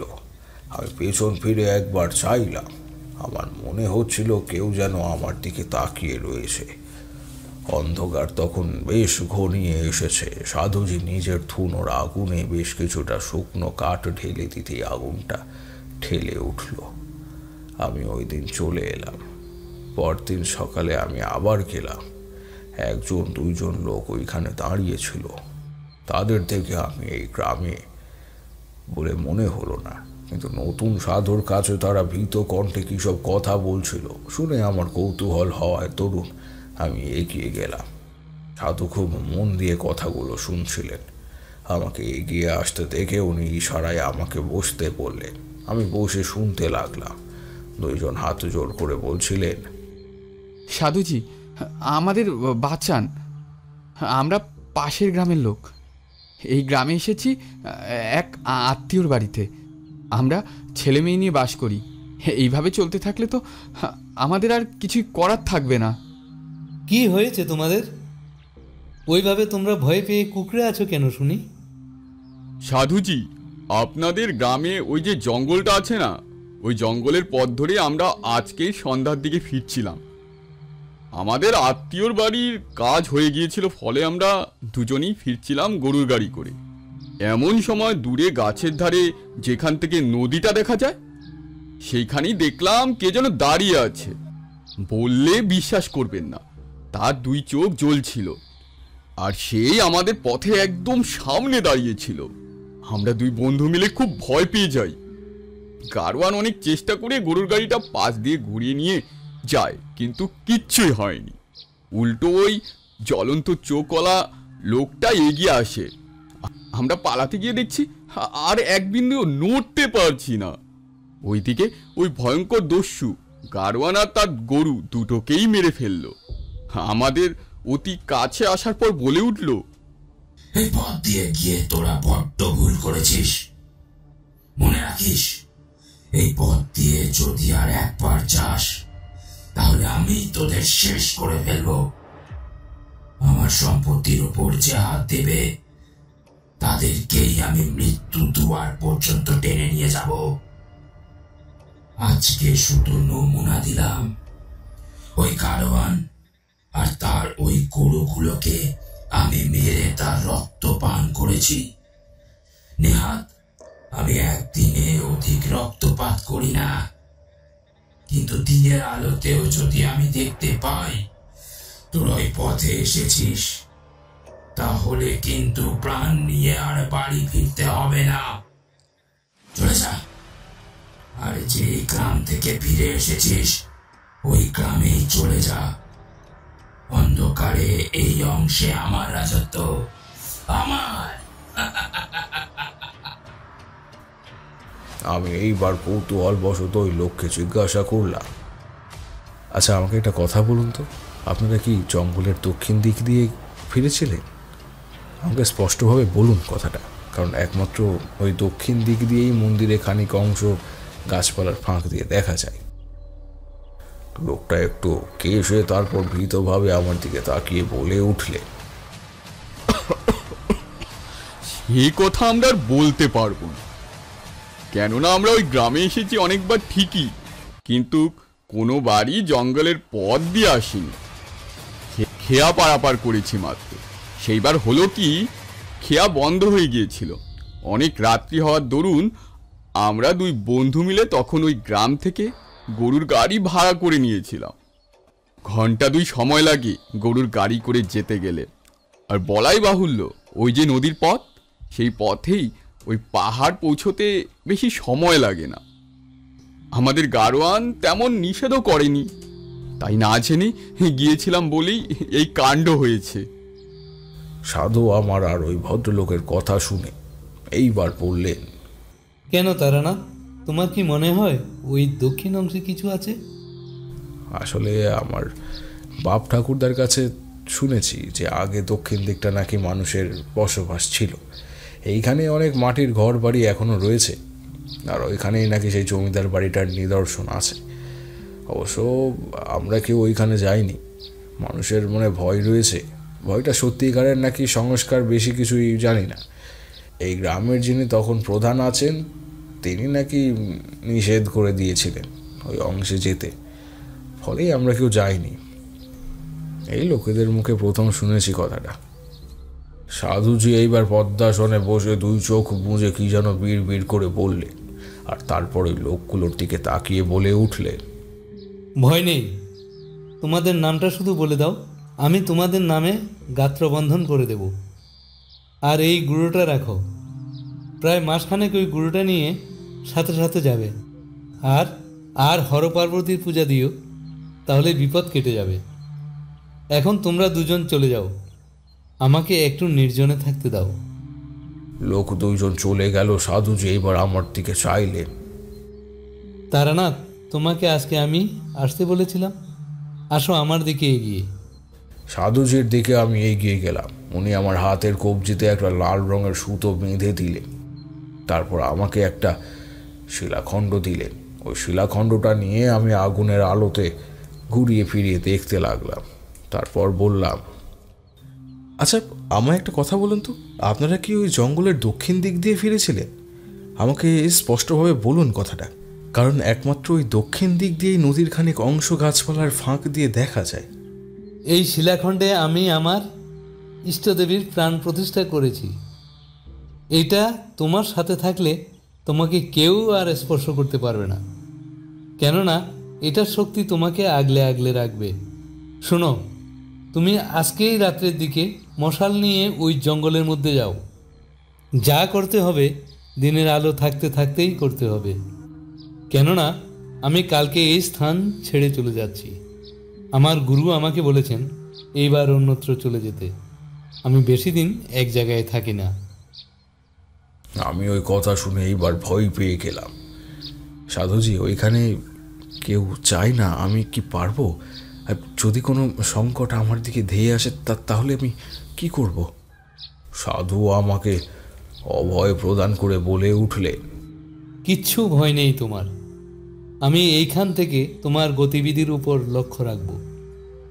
যদি দেখি যে তোমার সত্যি খুব বিপদ, তাহলে আমি তোমাকে সর্বতোভাবে রক্ষা করব। আসলে ওই খাতাটা যে করেই হোক আমাকে আগুনে পুড়িয়ে ফেলতে হবে। আর ওই শিলাখণ্ডটা তুমি মন্দিরের বিগ্রহ শূন্য বেদির উপর রেখে আসবে, তাহলেই কাজ হবে। আসলে ওইখানে এখনও জমিদার রজতবাবুই প্রেত হয়ে আছেন। তিনি মৃত্যুর পর শান্তি পাননি। তিনি ওই খাতাটা রক্ষা করছেন। ওই খাতাটা তুমি নিয়ে আসবে, আর তারপর আমি যা করার করে দেব। সাধুজির কথা শুনে আমি আর কোনো বাক্য ব্যয় না করে সেইখানেই একটা মশাল তৈরি করে চলে গেলাম সেই দুর্গম অরণ্যের দিকে। সত্যি বলছি, সাধুজির বট গাছ থেকে ওই জঙ্গলের দূরত্ব অনেকটাই বেশি।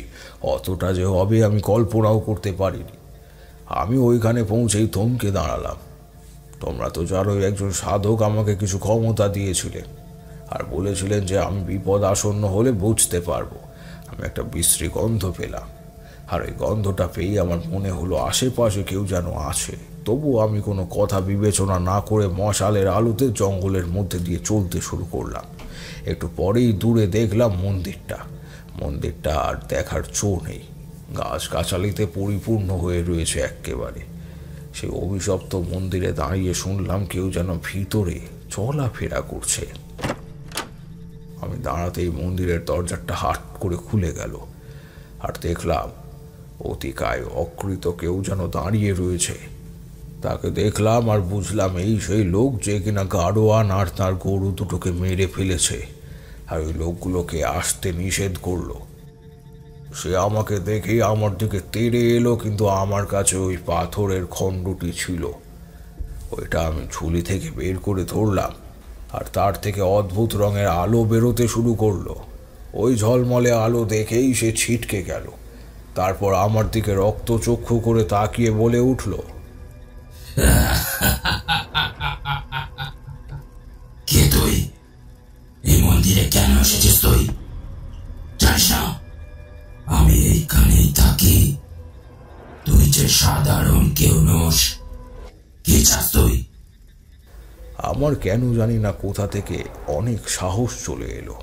দৃঢ় কণ্ঠে বলে উঠলাম, আমি তারানাথ তান্ত্রিক, আর আমি তোমাকে মুক্ত করতে এসেছি। আমার এইখানে আসার উদ্দেশ্য ওই গুপ্ত মন্ত্রটা আদায় করা।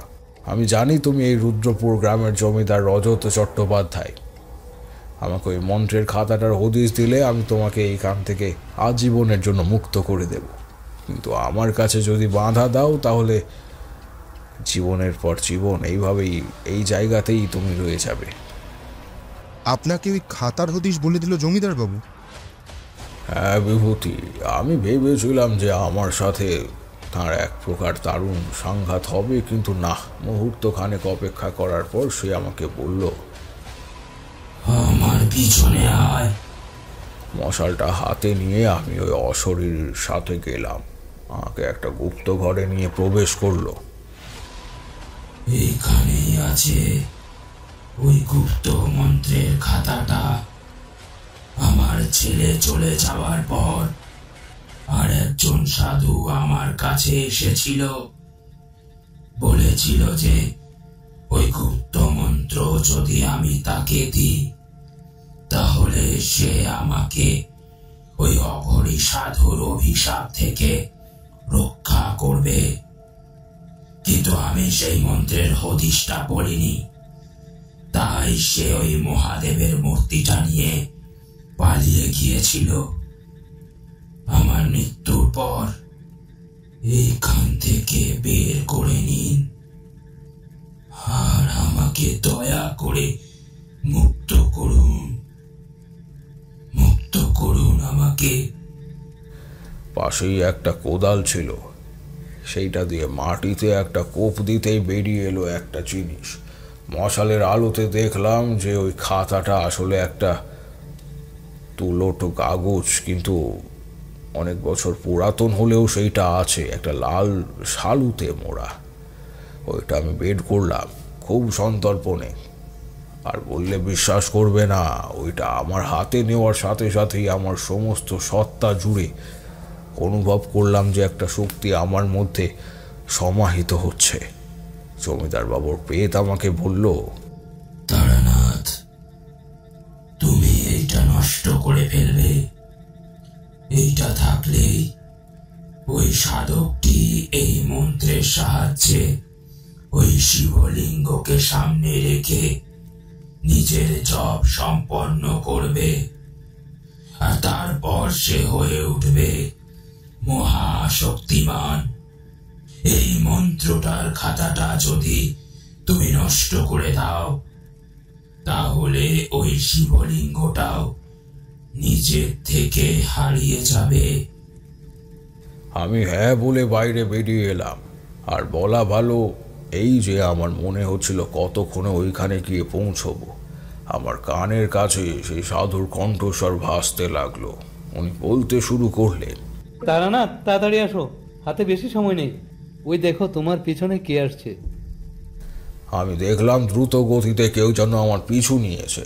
তার একমাত্র উদ্দেশ্য সে আমাকে নিঠুরভাবে হত্যা করতে চায়। হাতেও সেইটা কোনো মানুষ নয়, একটা প্রেত। তার দুই চোখ জ্বলছে, আর ক্ষীণ চাঁদের আলোতে দেখতে পাচ্ছিলাম যে ওই সাধুটি আমার থেকে হাত 10 তফাতে দাঁড়িয়ে বিড়বিড় করছে। আমাকে সে কিছুতেই কিছু করতে পারছিল না, কেননা আমার কাছে সেই শিলাখণ্ডটা আছে। আমি দ্রুত ওই জঙ্গল ছেড়ে সেইখান থেকে বেরিয়ে এলাম, আর দেখলাম বট গাছের কাছেই ওই সাধুজি বসে রয়েছে। ধুনি জ্বলছে তখনও। তখন কত রাত কে জানে, কিন্তু আমি ওই সাধুজির কাছে যেতেই তিনি পরম নিশ্চিন্ত স্বরে বললেন, দাও তারানাথ, এই তুলোর কাগজের মন্ত্রটা আমাকে দাও। মন্ত্রটার ওই পুঁথিটা হাতে তুলে দিয়েছি, এমন সময় দূর থেকে ভেসে এলো, ওই পুঁথিতে শুধু আমার অধিকার, ওটা কেউ নিতে পারবে না। তারানাথ, ওই পুঁথি আমাকে ফিরিয়ে দে। এই সময় ঝড় উঠল, আর ওই সাধুজি এই মন্ত্রটার একটাও পাতা না খুলে শালু শুদ্ধ দেহটা আগুনে নিক্ষেপ করলেন। আর আমাদের বিপরীত দিক থেকে ভেসে এলো এক কান্নার স্বর। আর কি বলবো বিভূতি, চোখের সামনে তিলে তিলে সাধুর দেহের অংশগুলো ভেঙে ঝড় ছড়িয়ে পড়তে শুরু করলো। আসলে নিজের যৌগিক ক্ষমতার বলে যে নিজেকে অক্ষত রেখেছিল। আসলে ওই দেহটা ছিল 50 বছরের পুরনো, ফলেই মন্ত্রের প্রভাব শেষ হতেই সেই সাধুটি আর নিজের দেহ কাঠামোকে ধরে রাখতে পারল না। যাও তারানাথ, এইবার তুমি বিপদ মুক্ত। আর তোমাকে যেটা বলেছিলাম ওইটা এনেছো? আমি বাড়িয়ে দিলাম তার দিকে একটা হার, আর ওই হারটা উনি নিজের কাছে রাখলেন, আর তার ফলেই জমিদার বাবুর আত্মা শান্তি পাবেন। আর এই বলেই তিনি আমাকে চলে যেতে বললেন। আর আমার মনের মধ্যের বিপদের ঘণ্টা থেমে গেল একেবারে। তারানাথ থামল। আমরা তার মুখের বলা প্রতিটি কথা শুনে সত্যি চমকে উঠেছি। বাইরে তখন বাদলার একটা ভাব দেখা দিচ্ছিল। তারানাথ বলল, একটু চা নিয়ে আসি, খেয়ে দিয়ে তারপর বৃষ্টি থামলে যেও, বুঝলে কি না?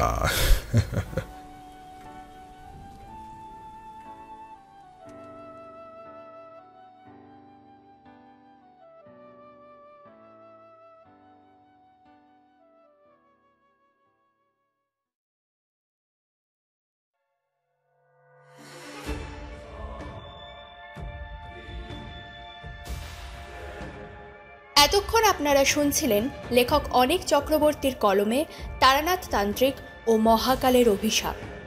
গল্পটি আপনাদের কেমন লাগলো অবশ্যই কিন্তু কমেন্ট করে জানাবেন, এবং চ্যানেলে নতুন হয়ে থাকলে চ্যানেলটিকে সাবস্ক্রাইব করে পাশে থাকা বেল আইকনটি প্রেস করতে কিন্তু ভুলবেন না। ফিরে আসবো আরেকটি নতুন গল্পের সাথে। আপাতত আজকের জন্য আমাদের ভূত কুঠিরের দরজা এখানেই বন্ধ করা হলো। ধন্যবাদ।